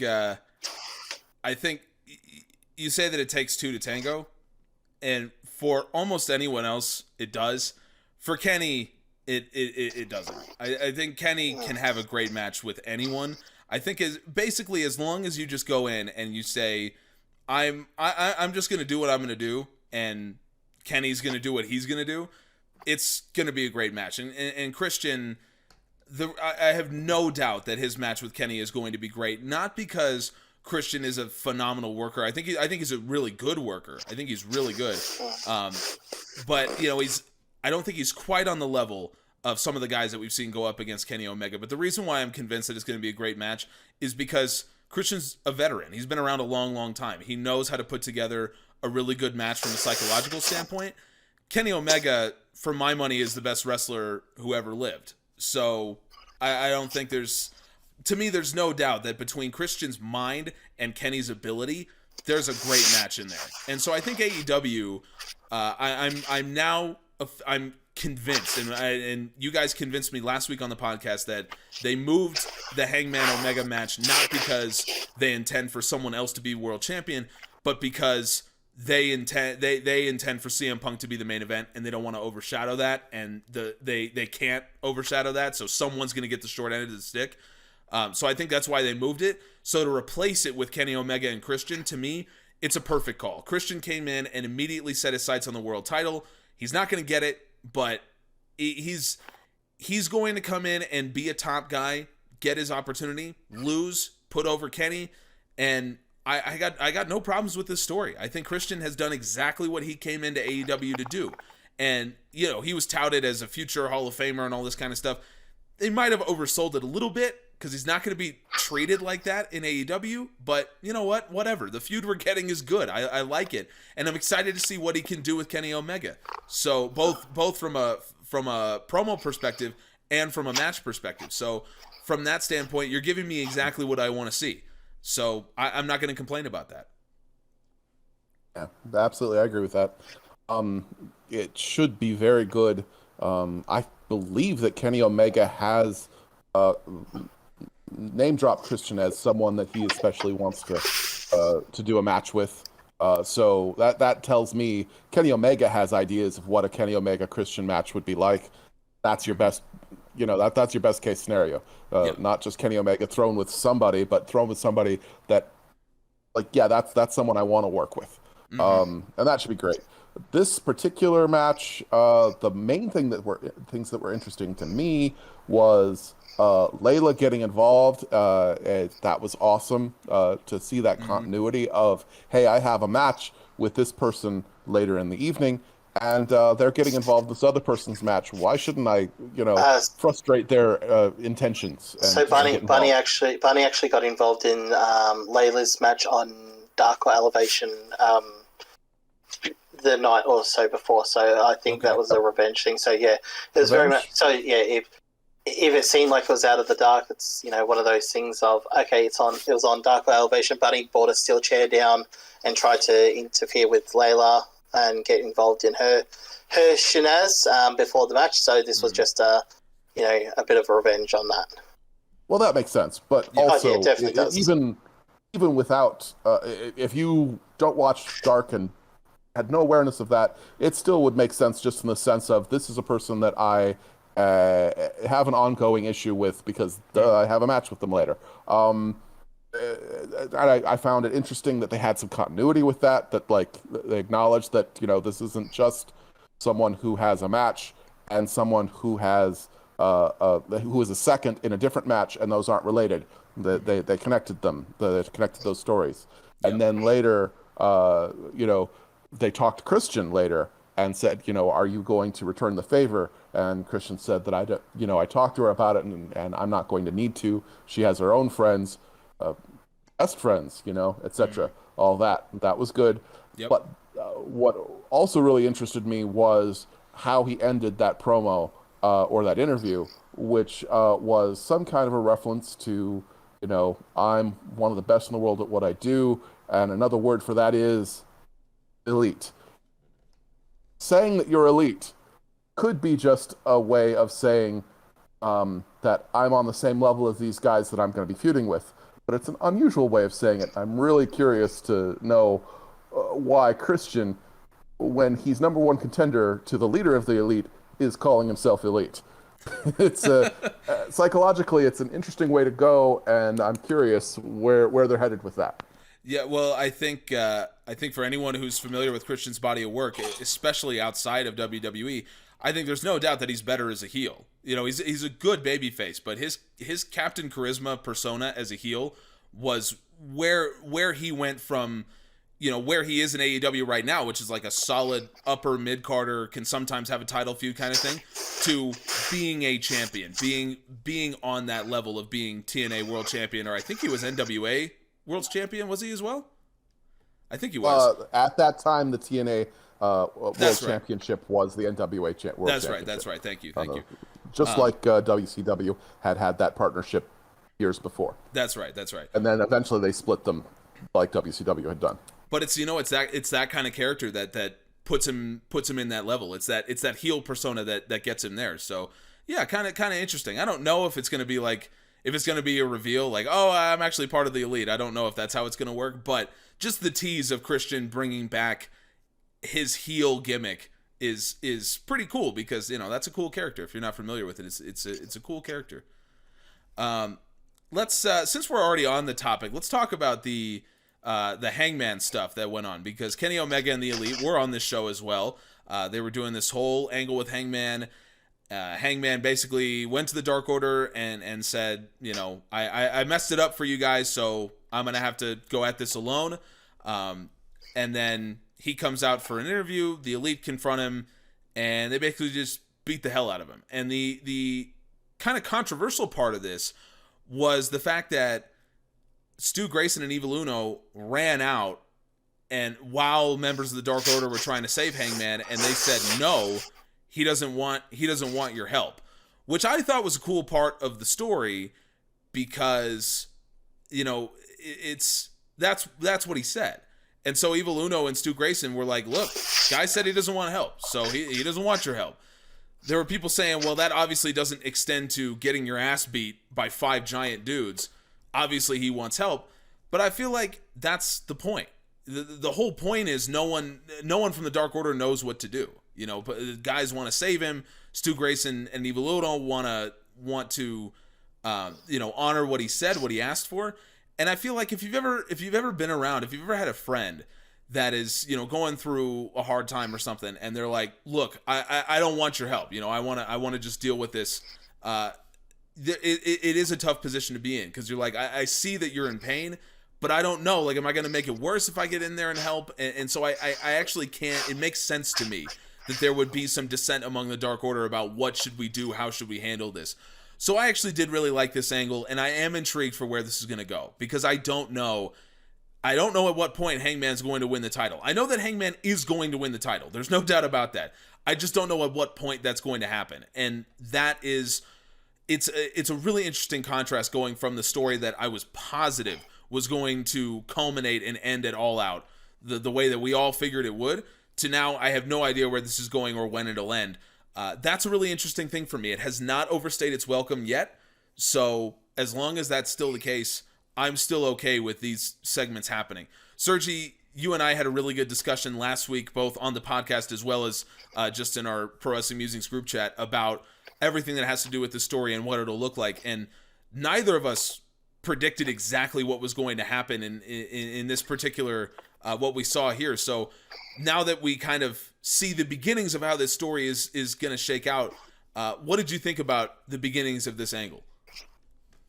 I loved it. I agree completely with what you were saying. It's a really interesting moral dilemma that the Dark Order have been placed in, and it's splitting them down the middle in a way. And they've carried that on to Twitter, arguing about it. Evil Uno, I don't appreciate the subtweets, all of that. And I love it because it is, like you said, a really relatable situation where someone's saying, this isn't a time where I want help. I appreciate your friendship. I appreciate the help you've given me in the past, but I need to handle this on my own.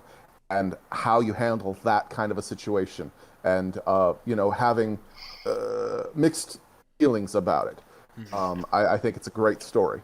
And the other aspect of it is, for me, what I said immediately was, I'm not mad at the Elite for beating up Hangman. That's their job. I'm mad they didn't let him finish what he was going to say. I'm really curious. I feel like, what was he going to say? Was he going to say, you know what? I chose the stipulation. That means that I have to grind all the way back. I still believe I'm going to be the world champion someday, but it's not going to be as soon as I thought. Hey, that's the way it goes sometimes. I made these choices. That's the way it is. Also, when the Elite came out, it sounded like he was going to say something along the lines of, we've had a lot of differences in the past, and you've done some bad things to me, but I did bad things to you too. And, I think that we're basically even, and for costing you your opportunity back when you had that number one contenders match, I want to apologize specifically to you, Matt and Nick. I did the wrong thing, and I'm sorry. Their interrupt. The thing is that in the desire to kick his ass, they've, I think, probably sabotaged themselves, because he was about to say, "Hey, you know what? I'm done. I'm not going to be a thorn in your side anymore." And, after basically just, kicking him from pillar to post for no good reason at all, because, he's no threat to them anymore. He's not in the rankings. There's nothing that kind of prevents the situation from coming to an end. It's kind of a lot like Malakai. Cody was saying, "Hey, you win. I'm going home." And then they kicks in the head one more time, which kind of says, well, okay, maybe I need some revenge first. Same thing with Adam Page. It's like, he was about to, it sounds like, about to say, you know what? We're even as far as I'm concerned. I'll be world champion someday, but, no rush. I'll get there. And instead, he's got a revenge motive now, and who knows where that's going to lead. Yeah. I think you're absolutely right. And what's funny about this is just, and this is just one of the weird things that I noticed that we just take for granted in wrestling. But what I thought was funny was that it's like in wrestling, there's a rule. As soon as someone gets hit, like all hell has to break loose. I mean, it's like it's a requirement. It's like Newton's fourth law. And so Hangman slaps Kenny, and so just 5 guys just start beating his ass. And it's like, in what context would that ever happen? Just in real life, like if you get in a bar and you just shove someone, you don't get 5 guys that just start to like stomp your brains in. But in wrestling, that's just how it works. It's just one of those funny wrestling things that I love about wrestling. But you know what? I agree with you. We don't know what Hangman was about to say, and it almost feels like Kenny was not interested in what Hangman was going to say. Like Kenny knows that he has the upper hand at this point, and instead of being the bigger man, or at least being having any kind of class and saying you're no threat to me anymore, and I understand that, he's now going to run up the score. You know, he's dancing in the end zone up 50. That's what he wants to do. And it makes sense because he's a prick. That's the whole story. Is Kenny's a terrible person. And doing this to his former friend, which he acknowledges, it's not that he's forgotten that he and Hangman used to be tag team champions together. He comes out there and he's like, oh, you and I were friends, and now I have better friends than you. And that's pretty much what he's saying.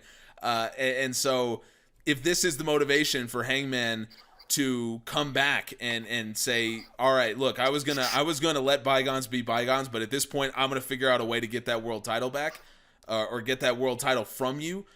This would be a pretty good way to do it. And a lot of people, this is why I think the prelude might be that Hangman's gonna start beating some ass. He's gonna start kind of doing the a little bit like the Kazarian elite hunter kind of thing. You brought this up. Both you and I were kind of giving versions of this story where Hangman would just start to be a bigger thorn in the side of the elite, and to the point where Kenny would somehow, for some reason, have to deactivate the stipulation. Essentially, this feels like it might be the prelude to that in some way. I don't know, Anthony. What do you think? So obviously you guys have just missed the most important stuff that happened in this angle. So first of all, if you guys may not have noticed, but when Hangman went to talk to the Dark Order, he left a CD on their table. That's true. Oh, interesting. If you go back and look at it, he has a CD in his hand and he places it on the table. There's photos online. Go rewatch it. There, he puts a CD. I don't know what's on that CD, but he obviously intended it for them. I'm assuming it's going to be something like apology thing or something like that. I reckon it might be left for BT, but considering they did it on Dynamite, it's very interesting. Also, the Elite, when they were basically talking their shit, they basically said that there's no one left for the tag champions. There's no one left for them to beat. And if we look at the rankings, they've beaten everyone. So number 1 ranking is Varsity Blondes, beating them. Number 2, Acclaim, beat them. Number 3, FTR, beat them. Number 4, Luchasaurus and Jungle Boy. I don't think they've wrestled them, but I don't think so. Like they're number 4 at the moment, and number 5 is the Private Party, who they have beaten. So, like, there's only one team in the top 5 currently who they've not beaten. And obviously it'll take Jungle Boy and that a little bit to get to there. But, it's very interesting, those choice of words of there's no one here left to beat us. We're going to retire with these titles. So, I imagine that we're probably going to see someone from outside of the company maybe come in and challenge for those titles, because I don't think their all-out opponents aren't going to be, someone like Varsity Blondes. And I imagine, considering their backlash that Max Caster got for his rap the other week, I don't imagine that they're going to be getting that at all either. So it would be very interesting to see what actually happens with that. In terms of the angle, like I mentioned, is just obviously, Hangman's got stuff coming on, so it was a really good way to, write him off TV for a while. Obviously played with your emotions on every way, and you said to yourself, Griff, as a friend looking out, we're all Dark Order at this stage. We are Dark Order watching this. That's the position that AEW have put us in. We don't know. Should we go help? Should we sit back and let him do it? So, and obviously we've got Frankie Kazarian's now actually attacking the Elite on Impact as well. So, it'll be interesting if we see maybe when he comes back, if we see, Hangman maybe attack him on Impact as well. That'll be very interesting as well, considering who else is sitting over at Impact as well currently. Certain New Japan wrestler who has a bit of background with them as well, just sitting over there. Could be very interesting. I know. I'm just wondering whether or not there's going to be fan backlash at All Out if Hangman's not there, because obviously Hangman's very, very over at the moment. Obviously this was a write-off, and Meltzer's reported that he's not even going to be at All Out. And I know a lot of people are actually quite upset about it, because obviously a lot of people were all thinking, okay, it's going to be Kenny and Hangman at All Out. This is what they're being built up for. We're ready for this. Let's go. Let's go. Is extending it further gonna hurt that? And it's a very fine line they're walking, I think. Especially with bringing in Punk and Bryan, who are both obviously top level talents. So it'll be interesting to see what happens. I'll be waiting and seeing, but it's just a very interesting time. I agree. Yeah. Well, look, on that topic, I mean, I understand if you have people saying, we've been building up to this point. We've been waiting for Hangman to defeat Kenny and take the world title. I get it. But I just, the more I think about it, I just think you would not be satisfied if they tried to do that on the same show that Punk makes his return to the ring for the first time in 7 years. It wouldn't work. You don't need to convince me of this, but the issue is that a lot of people were saying that, okay, it is going to overshadow, but the moment there's the whole, okay, the moment is, it's Hangman's time, and a lot of people feel that way. And, I've seen a lot of comments online saying the same thing of, Hangman is being overshadowed by Punk.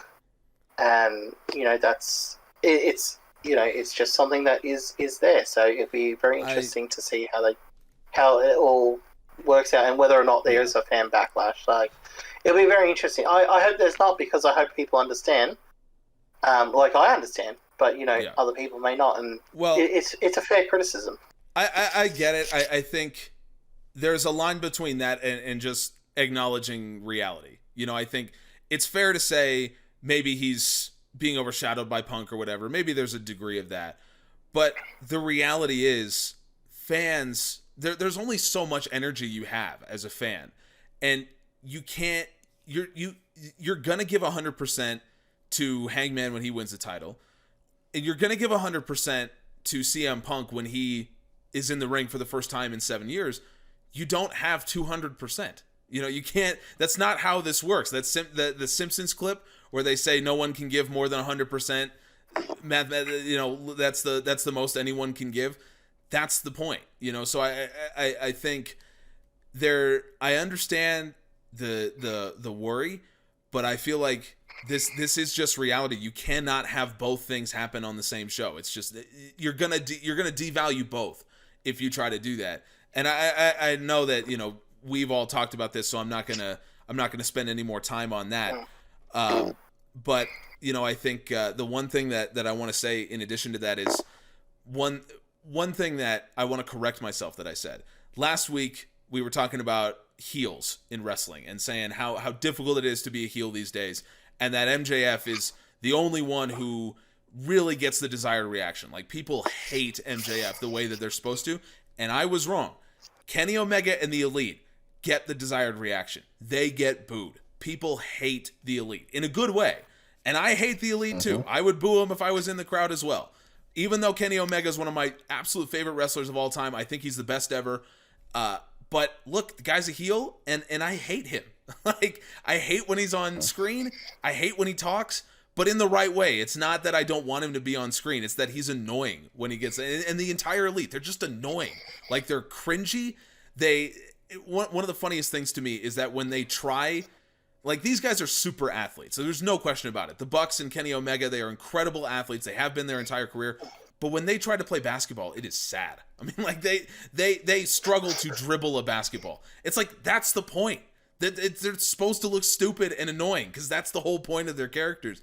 So I gotta appreciate what these guys are doing, because in a time when it's so hard to be a heel, the Bucks and Kenny went from being, super baby faces and everyone would cheer them and everyone loved watching them, to now making this heel turn and people boo them, and they get that reaction that they're supposed to get. So credit to the Elite, because if there's anyone that knows wrestling, if there's anyone that understands that kind of psychology, what goes into making characters, it's these guys. And I think they don't always get enough appreciation for how well they understand that. Absolutely. Here's the thing about that. You compared it with MJF, but the big difference is, like you were saying, this is a major turn, which MJF has never had to do. MJF has been heel his entire career. His people like him, but the people who like him in the sense of, appreciate his talent, appreciate his ability as a heel. Yep. It's very difficult to be booed when people mainly appreciate you for how good you are at wrestling, because that's the main reason people cheer. If you can get past that with just character, get past the fact that people love your wrestling, and get people to boo you, that's really impressive, and that is exactly what the Elite do. Yep, you are absolutely right. Let's talk about someone who has had basically the opposite thing happen, and that is, of course, the women's champion, Britt Baker. We're heading into Brittsburgh next week for Dynamite and the first episode of Rampage. And this is, the fans are going to be white hot for Britt Baker. There's no question about that. And look, she's one of the biggest stars in the company, and she gets cheered like it. And we're up against this wall again, where you don't know what to do with Britt Baker. You just don't know what you want to do with her, because she's a heel, and fans love her because she's a heel. Not in spite of, but because of. I'll say it every week because I absolutely believe that's true. And she's going to get challenged by Red Velvet on that first episode of Rampage. And look, I think Red Velvet is a tremendous wrestler. I think that when she is in the position of cutting a promo, I think she's actually a really good promo, and she has Cody Rhodes to help her out, and Cody is a fantastic promo. So that's a good guy to get advice from. But man, this is a tough situation to put someone like Red Velvet, who is definitely a babyface, in there. But I don't see how Red Velvet is not going to get booed when she starts any kind of offense against Britt Baker, especially in Pittsburgh. Like, I feel for AEW, I really do, because they did the right thing. They knew that the women's division was not in a good place. They put the title on their biggest star. They did everything right, and yet they're going to get a situation where their up and coming babyface is going to get booed against their heel champion. And it's like, I just feel bad for him. And I feel bad for Red Velvet because she didn't do anything wrong, but she's going to get booed against Britt Baker. And I almost feel bad for Britt Baker because she's like, how am I supposed to approach this match? I'm supposed to be a heel. Like, what am I supposed to do? I'm excited for the match from an in-ring standpoint because I think Red Velvet is good, and I think Britt Baker is really good. But just from a character standpoint, I just feel bad for everyone involved that they're having to deal with the circumstances the way they are. Sergi, we've talked about Britt Baker a ton and about the issues that come with booking Britt Baker as her current character. So now, knowing that we're going to get this, knowing what our feud and match is going to be for this return to Brittsburgh, how do you feel about it, and how does AEW approach what they're going to do on Dynamite and on Rampage? Yeah, the thing for me is, because they've done so many things right, and they've done so many things that I wouldn't have called, but they turned out to be right. I don't do a lot of second guessing of AEW, but the way that you were just talking about that made me say maybe they should have reversed the order of those two feuds between her and Nyla Rose. Then they could have played it off that that Britt's being cheered because she's up against another heel and she's in her hometown, and try to play it off that it's just Bizarro World, as Canada used to be called. But it's just a hometown thing. But yeah, it's a weird position for such a straightforward white meat babyface character that Red Velvet's always played to be up against a very traditional heel in everything that she does and says, who isn't being reacted to as one, and especially in her hometown. I am fascinated to see where they'll go with it. I have no predictions. Anthony, do you have any predictions for how this might go? They're definitely gonna have Velvet beat Britt, take the title, stand strong over her, start a long reign, and Britt will go back. Yeah, that's definitely just gonna put her out, gonna retire her. If you wanted to start a main event level heel, someone cheating to beat Britt Baker in Pittsburgh, that's a way to go. She's going to retire. I'm not advocating for that. Gonna hang up the boots after the match. That's what's going to happen. She's gonna do the Cody Rhodes, definitely. Look, in terms of the heel and that, look, they know what's going to happen. Velvet, they would have asked if Velvet's okay doing it. She's obviously said yes. I think that she's good. She's obviously in a position where she can do it because she can get a crowd onto her side, which we've seen her do, especially if you have a look at it. She went one-on-one with Jade Cargill, who is another fan favorite, and she was able to get the fans on her side during that match. Yes, match was more, online fans, but still, she's got a very strong fan base as well online as well. So, and you see that when you're looking at the Dark and Elevation comments, a lot of people are like, oh yeah, Red Velvet. So, she's got a lot of following. I think, yes, the live crowd's going to kill her and eat her alive, but I think she's got enough, and she does enough to be able to maybe get some cheers or get, negated a little bit. And, I think it's fine. In terms of this is the first week that I feel that they really paid some good attention to the women's division. Obviously they had the Layla and match that we'll talk about later. They had obviously they had some comments and some backstage stuff, and they had women focus. They've also now got a story on Dark as well between Swole and Diamante, which is great because they've been having a feud over there. So it's now finally starting to feel like an actual division that's being paid attention to. You've got an actual feud outside of the championship match. You've got champions. You've got really good matches. So next week we're getting Nyla versus Statlander. Statlander's gonna win that. But the thing was on Dark, they were actually saying, Velvet actually said, I've been on a tear. I'm gonna go for that championship. So when she come up on Dynamite, I was like, okay, cool. She said she was going to come up for it because she's been on a tear, and she has. She's been winning. She's on a winning streak. I think she's 21-4 at this point. Shoot your shot. Shoot your shot. Obviously she's going to lose, but they needed to have Britt fight someone at that, and it had to be someone who was good enough to have a good match, and B, be a realistic contender. And Red Velvet fits that they don't want that. You can't have a major, the top baby faces are Statlander, Ty Conte, and obviously Thunder Rosa will be your three big baby faces. You can't have one of those at Pittsburgh. Absolutely not. So, this was the next best thing. In terms of maybe reversing the feud with Nyla, like I said at the start, that Nyla feud was terrible, and if we just not speak about it again, that's fine. But yeah, look, Sergi, I agree. If they were going to do it, this would be a perfect place because obviously, she'd get cheered.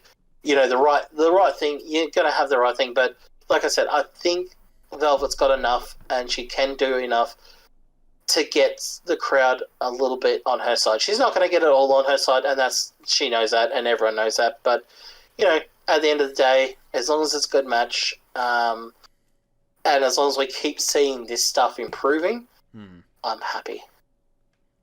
I'm with you on that one. Yeah, for once, positive on the women's division. Anthony, this is like a face turn for Anthony. He's been a heel for a long time on this podcast. Mark the date.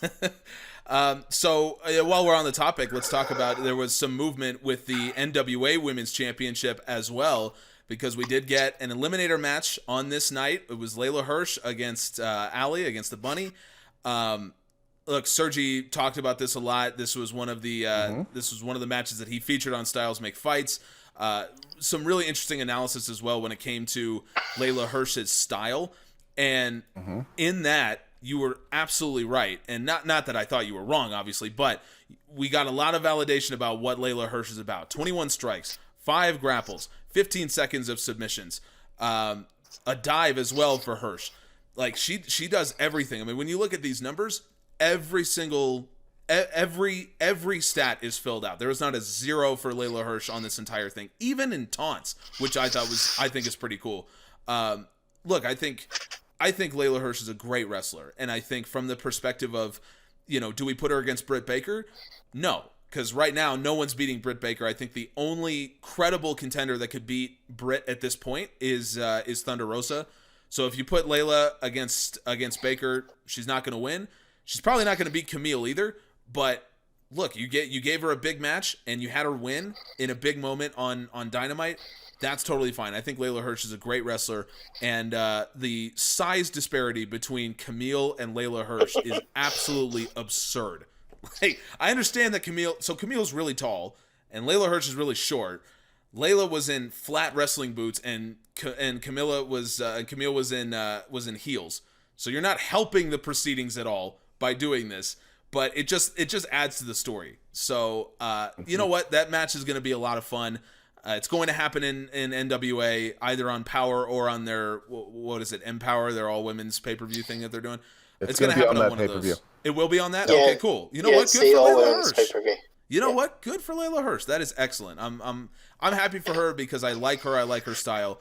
So I had a lot of fun watching this match. Sergi, as someone who broke down the styles of Layla Hirsch and correctly predicted exactly how Hirsch was going to approach this match, what did you think about this? Well, I, as always, just about always, when I look back on a match, I see things that I didn't see beforehand. Like, I'm surprised, but shouldn't have been surprised. One of the things that I said about this match is that it is a graduation for Layla Hirsch, in the sense that her wins are against people who don't have any wins themselves. This is her first opportunity to go against someone who, isn't on the level of like a Thunder Rosa or Britt Baker, where you just don't see her having any chance, but not someone who is purely enhancement talent. And we saw a genuine different side of her. I mentioned before that when you look just at her matches against people with losing records, her matches against enhancement talents, she focuses more on her grapples, her throws, and her suplexes. And in her matches against more competitive folks, she focuses more on aerial moves and uses less, and on strikes and uses less throws. Going into this, I was like, well, this is sort of in between. I'm not sure where to expect. But the thing is, it was in many ways a graduation. If you compare her mix of offense in the match against the Bunny versus her mix of offense against those two categories averaged before, it's similar, but all filled out in the sense that she doesn't sacrifice throws in order to use more aerial, nor does she de-emphasize the aerial moves in order to use more throws and suplexes, both are equally focused on. You've got lots of aerial moves, lots of throws, and that's where the focus of her offense is, although she also uses the submission holds and counters and strikes, every category. But the biggest categories are the throws and the aerial maneuvers. And it's just very much a synthesis of the two approaches that she had taken in the past, depending on whether she was up against someone who was below her level or above her level in terms of the tiers of ability. So it was very impressive as a match.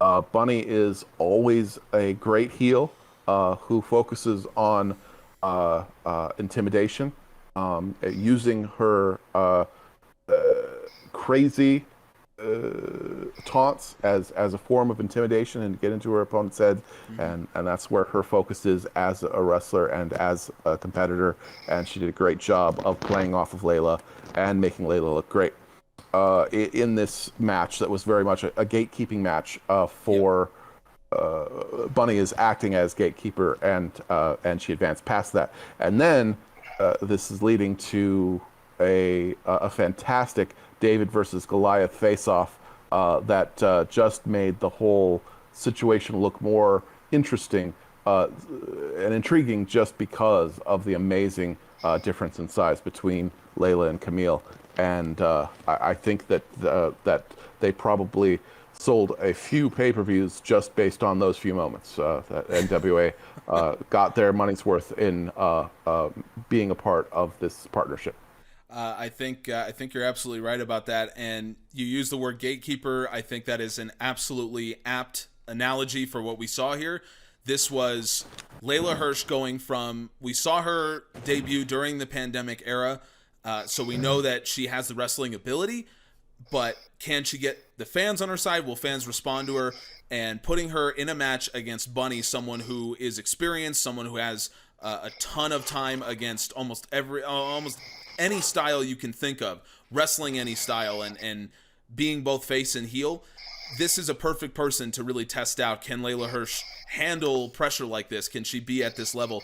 And I think the answer is a resounding yes. Fans responded to Layla Hirsch. They cheered her when they were supposed to cheer. She was making her comeback, and the fans willed her on. And Layla did exactly what she was supposed to do. What I thought was really interesting is when you look at the breakdown of this match, Layla Hirsch ended up having 51% of the offense. Bunny went on several stretches where you felt like she had the advantage, but because Hirsch is so volume driven in her offense, because she throws a ton of strikes and she gets grapples in and she locks in submissions, and it happens so fast that the offense starts to pile up. The big offense was just as close. So it's not that Bunny was not being impactful. It's that Layla Hirsch just gets so much stuff in. And it makes her really fun to watch. And so against someone like Camille, I think there's no doubt that, Camille's going to have more than 50% of that match. She's going to have the advantage. But how much can Layla Hirsch absorb? That's going to be the story. And because in this match, she was painted as someone who is really tough, who can absorb a lot of offense from the Bunny, I think, exactly like you said, if the goal was to sell buys for this pay-per-view to watch Layla Hirsch against Camille, I think you've done that. I think there will be people that say, I want to see that match. I might be one of those people because I do like Layla Hirsch. Anthony, what do you think about this one? So I've already bought my Empower pay-per-view ticket, so I'm already watching it anyway. So all right, fair enough. For me, it's basically because they're saying, this is a all women's pay-per-view. I like to support women's wrestling because I think it's really, really good stuff. So, but yeah, in terms of the match, I was really happy with it. I was on the edge of my seat. I made it a point this week to not read the Stars Makes Fight because I wanted to go into this one on sort of like without anything. I read it afterwards. I do like reading it. But yeah, for me, it was a case of, okay, I want to go into this because I actually really like Layla. I like Layla's style. I've mentioned this quite a few times. one of my favorite styles is submission based wrestling. So Layla very much clicks with me in regards to that. So look, I really enjoyed the match. You know, Layla winning for me was a surprise. I thought the Bunny was going to win because I see Bunny set higher in the card considering some of the matches, I guess. But, you know, really good to see Layla get the win. And then I remembered, the NWA champions are heel, so kind of makes sense. But, you know, I didn't think that until after the match. But that face off, oh, yeah, she was wearing the biggest heels she could find to just add. But it added so much. Like, you know, it just makes it seem even bigger. Now, my partner doesn't watch a lot of current wrestling. She's more of an old school fan. You know, she's got her favorites that she'll watch, but she doesn't watch. But she watched this match with me, and she saw that, and she's like, "Oh God, that's how is this gonna work?" I was like, "I don't know, but it's gonna be great." So I cannot wait to see Layla Hirsch German suplex her Camille. It's just gonna be great. I'm excited for it. I agree. I don't see Layla winning it, but you know, her getting a shot at the title, her getting this, you know, this moment, her getting that time on the, you know, for that, it just shows that, you know, they know that they've got something special in her. So, you know, give her this spot to step away from AEW and, you know, go work an NWA thing. You know, that's what this whole open door thing's about at the moment. So, yeah, all keen for it. All keen. I didn't need any more confirmation that Layla Hirsch is, you know, shorter than the average competitor. I'm not going to say smaller because she's big, you know, she's really muscular, and she shows it. She wrestles like that with all the grappling that she does. But Camille walked out there and I was like, did she walk out of like some kind of Greek mythological like story? Like what the hell? Where did she come from? I don't watch a ton of NWA, so I don't know a ton about Camille. But I was like, she walked out there and I was like, okay, so they have a 7-footer as their champion in NWA. That was just, I mean, it's a basic story. They've been telling it for years, and it works, and it really does.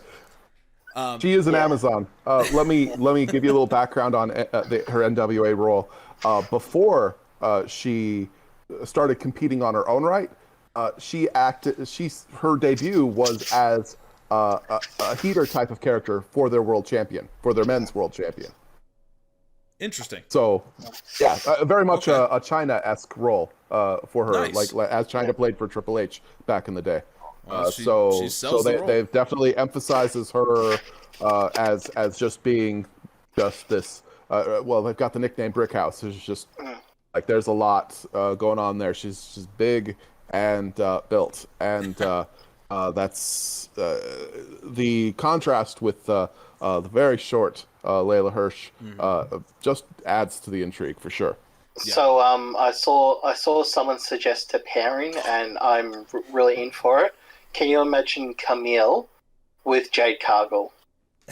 That would be a hell of a tag team. I'll tell you that. I was going to say that should never happen until they're ready to have women's tag team championship. Oh yeah, yeah. Otherwise, it would just be overkill. Yeah, pretty much like overkill. But yeah, just that would be a team, and just the look of both of them two standing together. It's something, and a lot of people like we now need this, and I'm on that boat of one day. Look, if you want to have cross brand championships, if you want to have one, a women's tag team championship would not be the worst way to go. I understand that Impact has their Knockouts title, the Knockouts tag title that they just brought back. So maybe if they want to make that truly like actually cross brand, I mean, I know that they've defended titles on other shows, and obviously the IWGP US title changed hands on AEW. But if you want to have a title that just goes everywhere and can change anywhere, that might be the one. And so to have a team of Cargill and Camille, you know what? That might be a good way to go. It would drive a ton of intrigue into it, I think. So I don't know. Maybe that's my fantasy booking mind just kind of running wild with that one. But I could see that.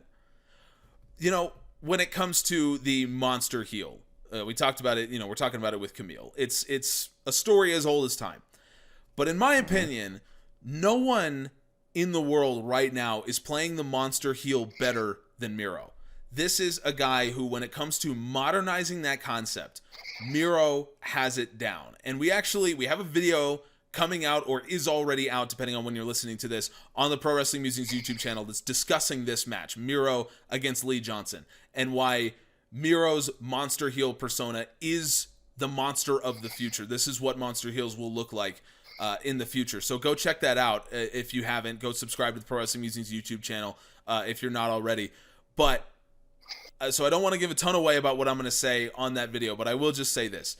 Miro's match against Lee Johnson, I didn't expect it to be this good. I don't think anyone expected it to be this good.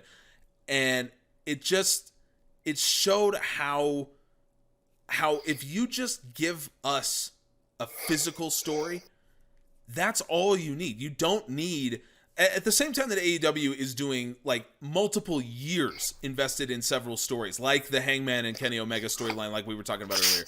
At that same time, they gave us this story with like a couple promos, not even like a promo of build for this that happened on Dynamite.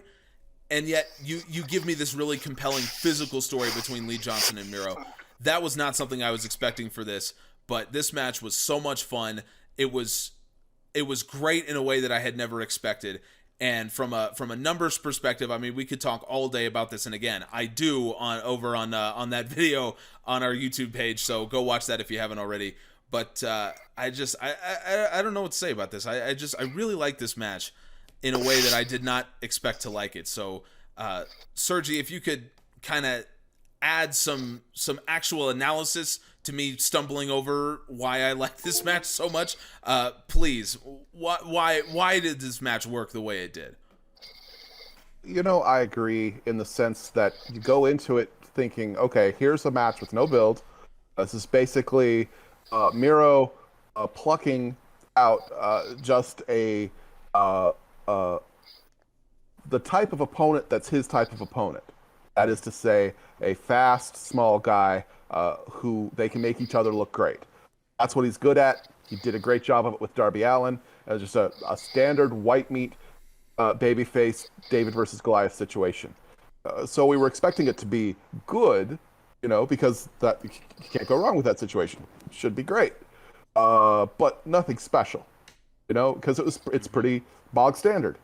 Just your average David versus Goliath, you know, monster versus regular standard white meat babyface. Lee Johnson's never shown any. Mm-hmm. Lee Johnson's always been kind of the guy who's like, well, Cody says he's great. I don't know. He's got moves. He doesn't have much personality. Yeah. He's not. It doesn't really fascinate me so far. And then they had the match, and Lee Johnson was just Lee Johnson. He did his thing. Mm-hmm. Miro, I think, just took it to another level in the way that he combined selling and no selling. I think the perfect example of the moment that made me say this match is special is when Lee Johnson hit him with a DDT. I knew you were going to say that. Not he did. Yes, because I had the exact same reaction. Mm-hmm. Lee Johnson, most of the match, did strikes and aerial moves. Hardly any grapples, but he managed to hit one without getting caught. Without because that's the thing. Is that, you know, you don't want to use a lot of offense that puts you in his hands. That seems dangerous and counterproductive. But he hit this DDT. Seemed like a really impactful move. And then Miro pops up, just doing that whole "I'm a monster and you did not harm me at all" thing. Mm-hmm. But he can't quite pull it off.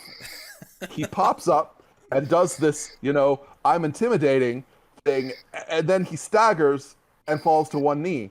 And it just was like, Miro sat us down and said, this is what no selling is supposed to look like. Mm-hmm. When you no sell, the point of no selling is that you are within the storyline, within kayfabe, trying to be intimidating. If you don't succeed, all the better. That shows that it's a front, and that you aren't in fact a man of steel. You're flesh and blood. You're everything that you do is intended to intimidate and destroy the confidence of your opponent, and it's an intentional and not genuine thing. Mm-hmm. And he just does such a fantastic job of that. And I think that's where, when you look at the stats, you have a situation where Miro used tons and tons of taunts. Yep. And that's, again, is going back to, he is intentionally trying to intimidate Lee Johnson and put Lee Johnson on the back foot. And is that because he doesn't think that Lee Johnson is a threat? Not at all. He wants to destroy his confidence and make Lee Johnson, the character, believe that Miro doesn't think he's a threat. And that's because he is. And it really puts that across. Another thing about the match that really intrigued me is JR at one point was saying, these strikes, Lee Johnson uses tons of them. These strikes don't seem to be effective. I'm not sure if this is the right strategy for Lee Johnson. And I was just like, what would you do, JR? Come on. What are the other types of offense? Mm-hmm. If you are going to do a grapple type of move, a throw or a suplex, that means you have to put your arms around that man. Exactly. Which means he has his arms around you. This seems foolish. You use a aerial move. Well, that works sometimes, but what if he catches you? All the other types of moves. All of the other types of moves have their risks. So it makes sense that Lee Johnson said, you know what? I can't match Miro for the power of strikes, but I can overmatch him with volume. And he just attacked him with volume. Yep. Go ahead.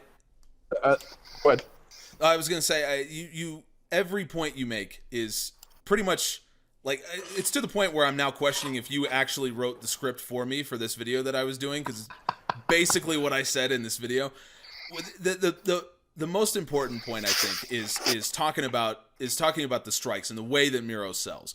So we tend to think of no selling as like Kane and Undertaker style no selling, that they just exactly. It just does nothing. And for me, that it's not really a story thing. It's actually in the context of the physical wrestling match, it's like a reversal. No selling is basically like a reversal. It's just a cool reversal, because what it is the prelude to is like an Undertaker chokeslam or something like that, or a tombstone, or like it's the prelude to more offense from the guy. So and actually in this show it did happen again in that trios match where 2.0 was trying to strike Eddie Kingston and it didn't work. Like they were throwing chops and he was just no selling him. It was a prelude to Eddie Kingston offense. In this match, it was not no selling in that way. It was no selling because Miro is so big that it's hard to beat him. So he's not like taking flat back bumps or anything. So we would, in our traditional minds, we would consider that to be no selling, because there's this kind of dichotomy that's been set up that either you take a huge bump, you take like a flat back bump, or you don't. And that's the difference between selling and no selling. But that's not how it works. You can sell without taking a bump. And that's exactly what Miro did. That physical act of selling even without going to your back. That's exactly what Miro did in this match. And the same thing exists, that false dichotomy exists in striking. So strike downs, meaning, again, you take a bump. We think that those are the only impactful strikes that exist. If a strike doesn't result in a strike down, it wasn't impactful. That's not how it works. Miro was impacted by these strikes, but they weren't so impactful that they ended up in bumps from Miro and actual strike downs. So again, in our traditional minds, we're thinking that they weren't effective. But it's the exact opposite. They were effective. They were very effective. More effective than anyone's ever been against Miro, even Lance Archer. Lance Archer did not get as close to beating Miro as Lee Johnson did in this match.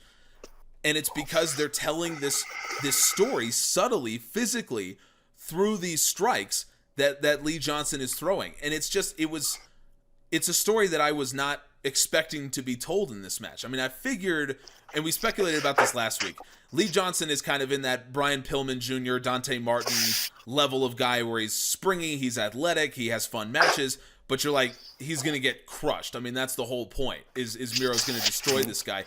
But there was this kind of thought in the back of our heads that we were talking about on the podcast last week, that because there weren't a ton of matches that were scheduled for this show that maybe they are going to give Lee Johnson and Miro more time than we had expected.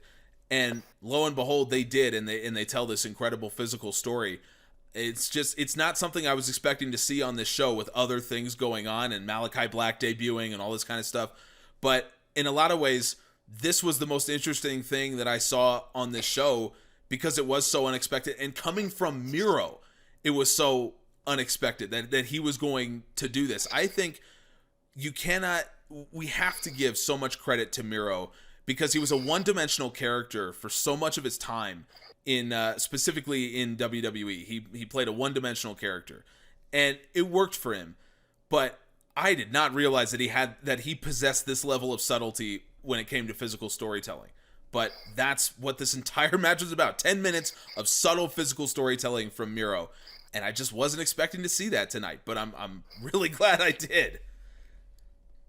One other aspect that I want to throw in there about this match, the other things that I covered were important too, but also the really noticeable thing, if you look at Miro's mix of offense compared to what he usually does, Lee Johnson isn't the only one who is avoiding grapples. So what's the psychology of that? To me, thinking about Miro's character and thinking about the choices that he makes in this match, it feels a lot like Kota Ibushi versus Taichi, in the sense that Miro could have ragdolled Lee Johnson, grabbed him, and thrown him around. And he could have used a lot of fouls and used a lot of 5 counts and gotten some unfair advantage there. Mm-hmm. But there was a lot of... Miro is really coming across as maybe he is not just being hypocritical in portraying himself as this sort of honorable monster. As long as Lee Johnson didn't cheat, and Lee Johnson pretty much never cheats, as long as Lee Johnson wasn't going to use grapples, Miro was going to try to match him just in strikes, just as Lee Johnson was mainly just using strikes. Mm-hmm. It seemed to be a choice on Miro's part, and it's interesting that he didn't choose to resort to suplexes and throws, which I think could have given him a big advantage here, but he chose to try to match him in pure striking, a lot like that one NJPW match that's sort of notorious for being purely a strike fest in the sense that the two wrestlers involved seem to be challenging each other, like, this is the game we're playing. We're just mm-hmm. striking, and who can take it the longest. Mm-hmm. Anthony, this match, I mean, we've already said so much about it in terms of the storytelling aspects of it and the statistical aspects of it, but from a storyline perspective, because I know that's your thing and that's what you specialize in. So from a storyline, where does this go for Miro? I mean, do you have people that look at this and say, Miro is beatable? He's not like just an unkillable monster anymore. Lee Johnson has given us a blueprint for how we might go about approaching Miro. Do you see that being integrated into a story at all going forward? Potentially. So in terms of this, on the road to, Lee Johnson said, I'm going to show everyone that you're not this unbeatable. You're not unbeatable. That, mm-hmm. You're not really God's favorite champion, because his whole thing at the moment is Redeemer.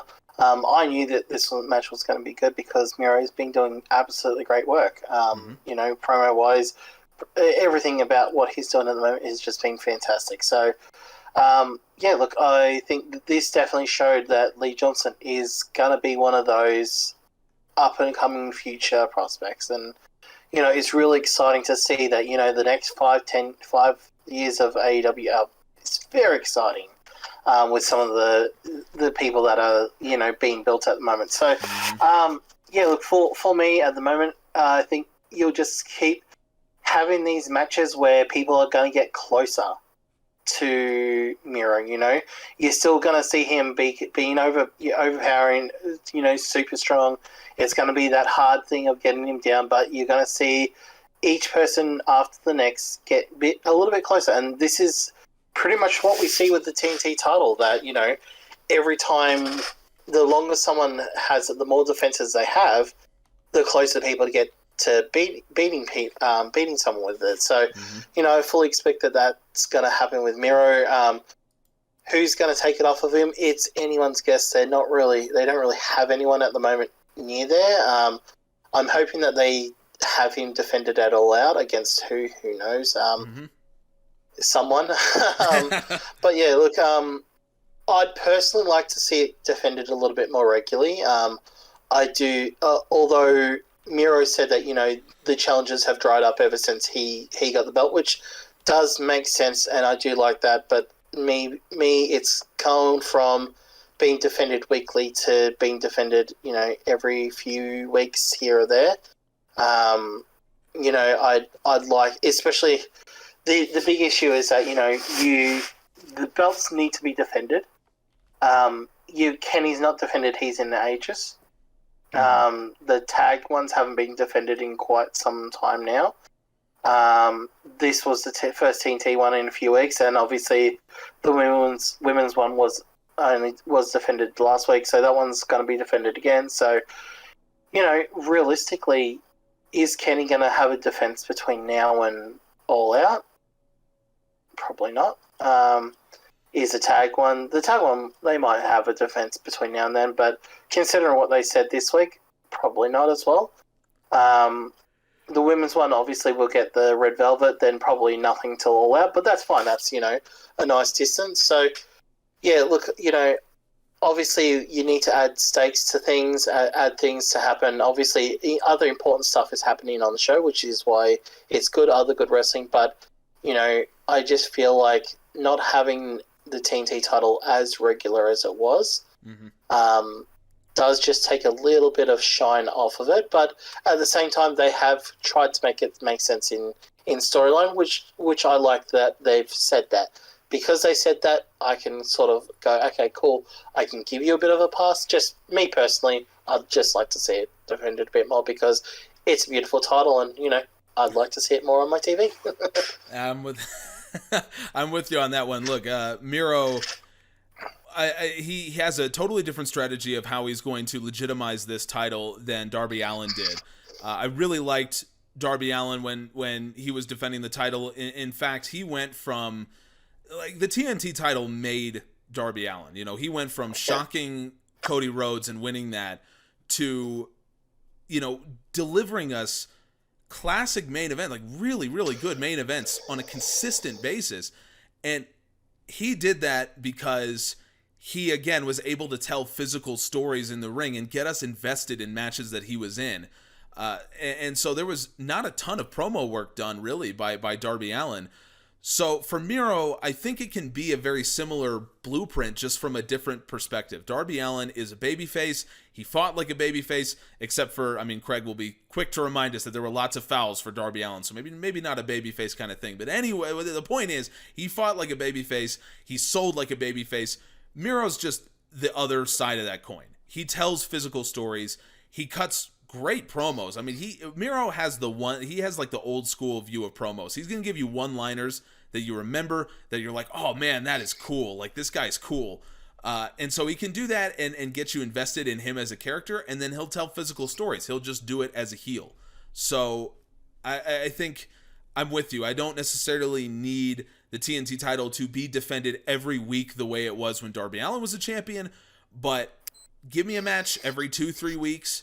It doesn't matter who it is, because Miro can tell a good story in there. But I think, look, the point is, whoever beats Miro is going to be a massive star. It's going to be a huge moment, and I think that's the whole point. I talked about it last week, and I'll reiterate. The momentum of the TNT title is there, and it's just going to keep going. The next guy is going to pick up that ball and keep rolling, and that momentum, it's going to be really hard to stop, and that's all you want from a championship, from any championship. And to do it like this is credit to AEW, because they have made this TNT title. They've taken it from, we're just going to introduce it and the belt's not even complete, to now being exactly what you want a mid-card title to be. I mean, it's like prototype mid card title for TNT, and it's great to see. I agree. So I think the last thing that we really kind of need to talk about is the little bit of backstage stuff between Lucha Brothers and obviously the Lucha Brothers and Andrade. Mm-hmm. Yeah, I couldn't think of his name there. So sad. They had two things where they've had interactions, and for the second week in a row, Paul Fuego got decked by someone. So obviously AEW have figured out how to get some cheap heel heat, which is, someone decks Fuego, which is funny because Garcia is actually wrestling Fuego on Dark, so that's going to be fun. Okay. Anyway, so for me, I think Andrade is wrestling Kenny Omega either this week or next week for the AAA title. Mm-hmm. I'm obviously AEW are planning on not talking about that at all, but for me it would be very, very interesting on whether or not Andrade actually wins that match, because I know a lot of people were thinking that he was going to, but now that he's fully signed with AEW, it's more about are they still going to go down that route? It'll be very, very interesting on whether or not they do. But for me, I'm ready to see Andrade in the ring. The only match we've got at the moment is the Sydal one, which was okay.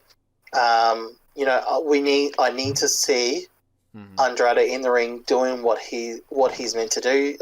Yes, he looks great, but I'm ready to see him start wrestling. He's only got one win and is going around talking about, oh yeah, you guys are never going to be champions with Pac, but Pac's still winning. He had a match the other week, so I'd like to see Andrade win a little bit more, or do some more wrestling. I'm ready to see him wrestle. I just want to see him wrestle, and I just want to see that ring rust is gone, because it was quite clear he wasn't doing his best. Yeah, I agree with that, and I want to see the Lucha Brothers wrestle as well. I think I think those guys look. I don't speak Spanish, so I can tell that. For example, Pentagon is a really good promo because you can just see the charisma, you can see the energy that he speaks with, but the actual stuff he says, I can't speak to that because I don't speak Spanish. But as far as Andrade goes, as far as Phoenix goes, and as far as Alex Abrahantes goes, when they do cut English promos, even though they're short, you can tell that there's feeling behind it, right? There's passion behind it. So when they do cut promos, I do like it. And obviously the Penta says gimmick is over. So, people really like that, and I like it too. So all that is fine. But look, these guys, their bread and butter is wrestling. I mean, for the Lucha Brothers, it always has been. And for Andrade, it has been as well. Now, Andrade has always been character-driven in addition to being a really good wrestler. And a lot of that has been a lot of his involvement with factions, Los Ingobernables, for example. That's been a big part of his character. But for the Lucha Brothers, they have to be in the ring in order to remind people that you should get behind these guys. I think you can track people's interest in the Lucha Brothers based on how, at what point how far we are removed from the Lucha Brothers being in the ring. When Rey Fenix fought Kenny Omega, people were invested in the Lucha Brothers because Rey Fenix went out there and reminded you, this guy's a top 5 wrestler in the world right now. So that's the moment where you're thinking, that's where I'm invested in the Lucha Brothers. The further they are from being in the ring, the less invested people get in them. And so I think they just have to get in the ring. Someone has to wrestle someone from this storyline. I don't care who it is. I don't care what combination of people wrestle. One of them could wrestle Chavo Guerrero for all I care. Just someone has to get in that ring and wrestle to remind us that what we're dealing with, this is high stakes. Because Andrade is talking about, like you said, Anthony, he's talking about you'll never be champion and talking about all this stuff. someone needs to get in the ring and remind us that all 4 of these guys are capable of being champions. TNT, Tag, World, all these guys are capable of performing on that level. They just have to get in the ring so that they can remind us that they're capable of performing at that level.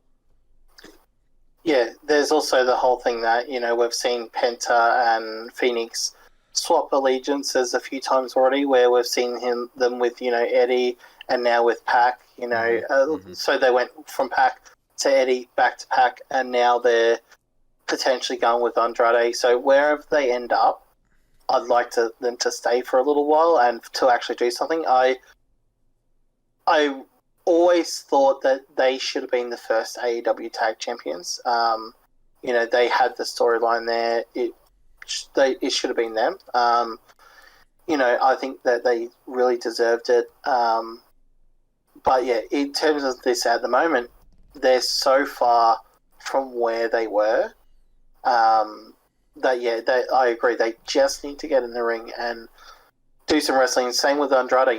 He was billed as a big acquisition, but so far, to be honest, when you compare him versus, Malakai Black's entrance, Malakai Black's already, in a feud on his first day, already had his first match in a great, he's being positioned as a top guy.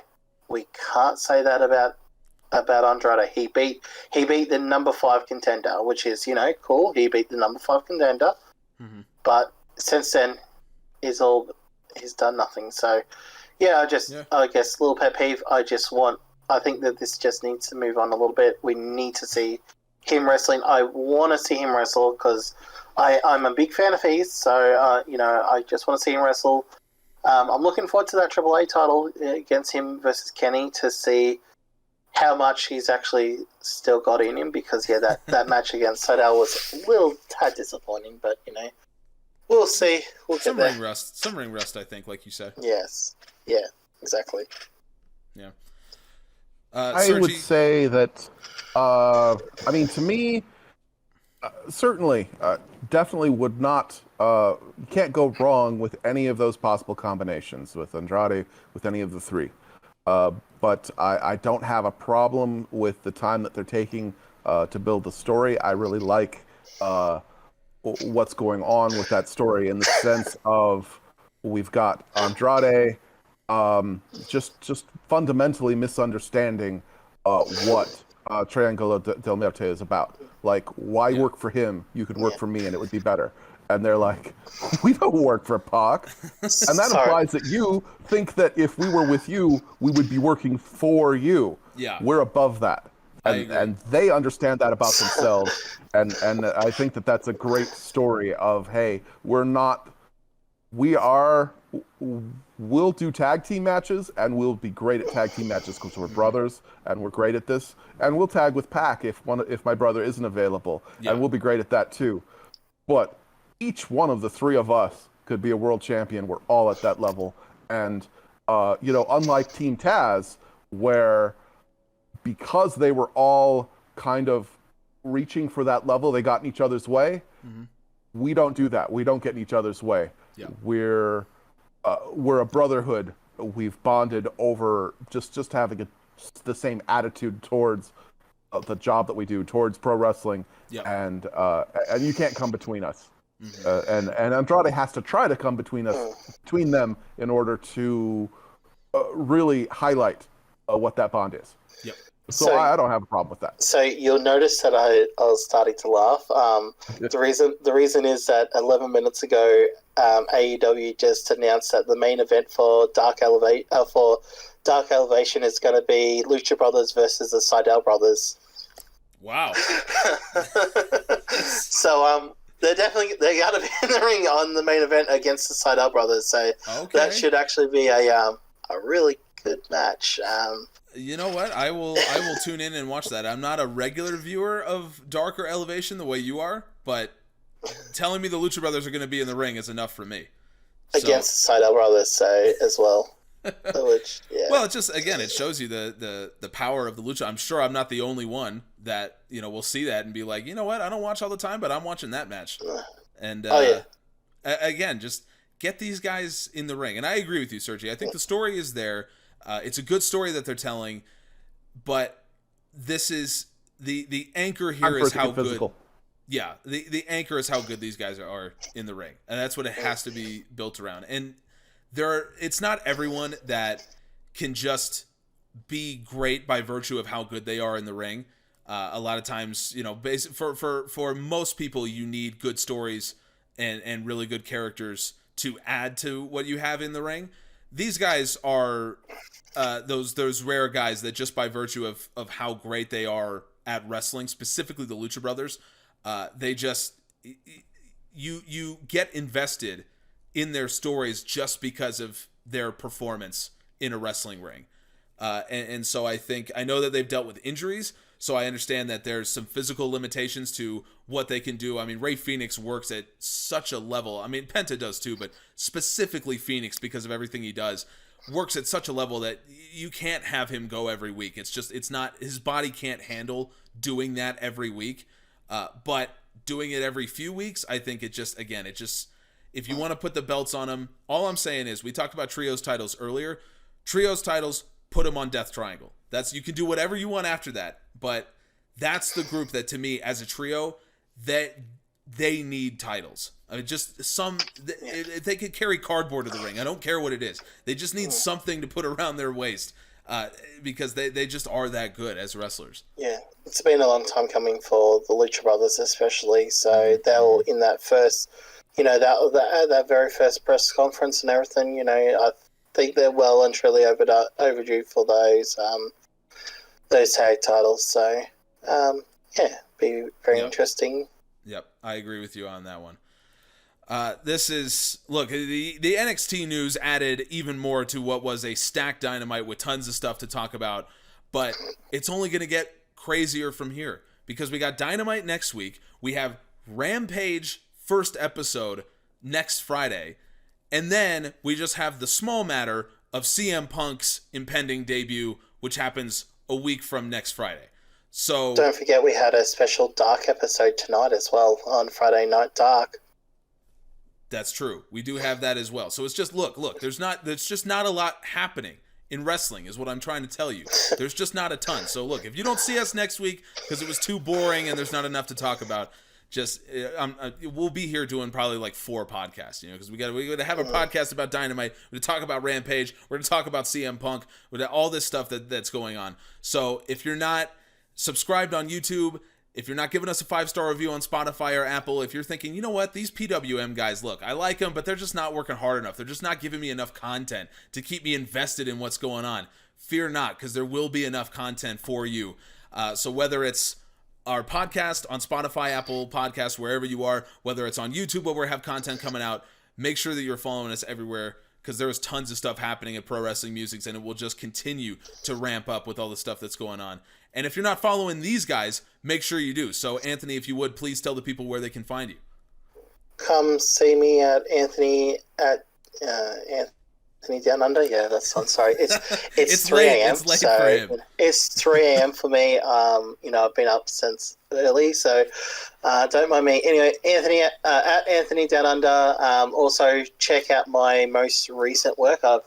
I've been on a bit of a tear with the article writing, so I had the first one last week, which was a complete breakdown of all rematches for the last 6 months for AEW, WWE, SmackDown, NXT, and Raw, and even Impact. So I did that. Then this week I did a revisit on the viewership numbers for Elevation and Dark, and just seeing where they are, and compared them with where they first were when I first looked at them. That's going to be a bit of a regular thing. I think I'm going to check that out every couple of months, just to keep on top of that. And then next week, I've got my pay-per-view rematch one for the last 6 months coming out, or I might actually post that tomorrow. I've got nothing better to do. That's going to be posted tomorrow. All right. And then, I've got more stuff coming out. So, look, I think for me, just go check out our website where we've got daily content coming out. Go subscribe to our Twitter at Pro Wrestling Musings, Twitter as well. We got daily content. We got daily questions. We got a lot more stuff. Yep. going up all the time. We've had so much stuff coming out. As we were talking, we had an article drop in regards to the Wyatt family versus the Shield. So, we've got the round table coming out. We've got obviously the Styles Makes Fights, which comes out every week, but I'll let a better person talk about that than me. Subscribe. If you don't think that we do enough on YouTube, we do enough with articles. We absolutely do. So much. There's so much there. It's a good time. Go Twitter. Go read our website. Yep. It's always a fun time. Say hi on Twitter. Come say hi on Twitter. Come say hi. I like having conversations about wrestling. It's why I sit up till 3 a.m. at night. To do this stuff. So. Hey, that's a good enough argument for me. And remember, so it's not just AEW that's going on over on ProWrestlingMusings.com. We have coverage of the Stardom 5-Star Grand Prix, and we'll be able to talk about that a little bit when we get one of our Stardom experts on the podcast. It's almost G1 time, so we're gonna have a ton of content around the G1 climax. As that starts to get closer, I mean, there's tons of stuff happening. Retro matches that we're looking at, all kinds of different stuff. So it is not just dealing with AEW. There's all kinds of wrestling that we deal with over on ProWrestlingMusings.com. Sergi, please tell the people where they can find you. But especially AEW. We're all big fans. Especially AEW, yes. My series of articles is called Styles Make Fights. I hope that everybody listening is reading that every week. Just about every week I put it out. For once in a while I'll take a week off because there isn't a match that suits the style of analysis that I do. But that's at ProWrestlingMusings.com/styles-make-fights. And then if you go there, you will see all of my articles. There's 23 of them so far of the Styles Make Fights articles. But there's also, click here for SMS dashboard, and then you click there, and it will take you to the spreadsheet where I make all of those graphics, and anybody can use it. You can, it's all with drop downs, so that you cannot accidentally change any of the formulas. It's all just drop-down boxes where you can change just the things that are important, which competitor, and you could switch it to and look at comparisons between the offense styles of any two competitors in the men's or women's division that you want to compare, or looking at the same competitor and put on the left side what their mix of offense looks like against in all of their losses, and on the right side in all of their wins, or something along those lines, or look at what their offense looked against a specific competitor. So all of that is possible at the SMF dashboard. If you check it out and you find something interesting, please put a comment on one of my articles, or come talk to me and the other Pro Wrestling Musings guys, like Anthony was saying, at Twitter, because we love to chat about this stuff, and we love to, if you find it interesting, and you see something, or you have a question about how that dashboard works, just hit me up on Twitter. That's at Sergei Alderman, SERGEI Alderman. I don't know is my Twitter. I don't know if you know this, Sergi, but on the website you've actually got your own little tab button where if you actually go onto the Pro Wrestling Musings website and hit that tab, it'll take you straight to the graph that you're talking about. Yes, besides the URL, there's also the Styles Make Fight tab, and then also at the main page, in those little circles, some of those will take you to different spreadsheets, and the Styles Make Fight one does not take you to the tab, but straight to the spreadsheet, and that's another way to get there. Yep, and that Styles Make Fights tab soon to be joined by Jacob's 5 predictions or 5 directions tab. As soon as he gets one more right, he's at one more on the clock, and as soon as he gets one more prediction right, that's when he gets his own tab. I have been not like an obvious one. Yeah, not like an obvious one, like a crazy out of left field one, like Cuvie. That's exactly. What he's got to do. As soon as he gets one more like Juventud, then he gets his tab. So that's just make sure that you're checking 5 directions. Jacob's not even here, but I'm gonna give the plug because we talked about Juventud Guerrero. But 5 directions. Check that out every week. He's doing a ton of great stuff with that. So I've been Griff from GA. Check me out on my personal YouTube channel, General Admission Wrestling. Also been streaming over on Twitch at Griff_from GA. If you ever just want to come hang out, talk some wrestling, play some video games, that's what we've been doing over there. Look, if you're not already subscribed to our YouTube channel, Pro Wrestling Musings, I can't possibly sell this any more than the three of us have over the last 5 minutes. So look, if you're not already checking out everything Pro Wrestling Musings has to offer, you are missing out. There's tons of stuff that we do that's not like anything else you'll see on the internet wrestling community. So that's the best sell I can possibly give it. We have some of the most talented writers, some of the most talented statisticians. Look, I can't sell this anymore to you. Just go check it out. But until then, subscribe on YouTube, follow us on Spotify, Apple Podcasts. We'll be back with tons more content on the Pro Wrestling Musings podcast as more and more stuff just continues to happen. This whole wrestling thing, it just doesn't stop, and neither do we. So we'll see you on the Pro Wrestling Musings podcast next time. We really appreciate all of you guys for joining us.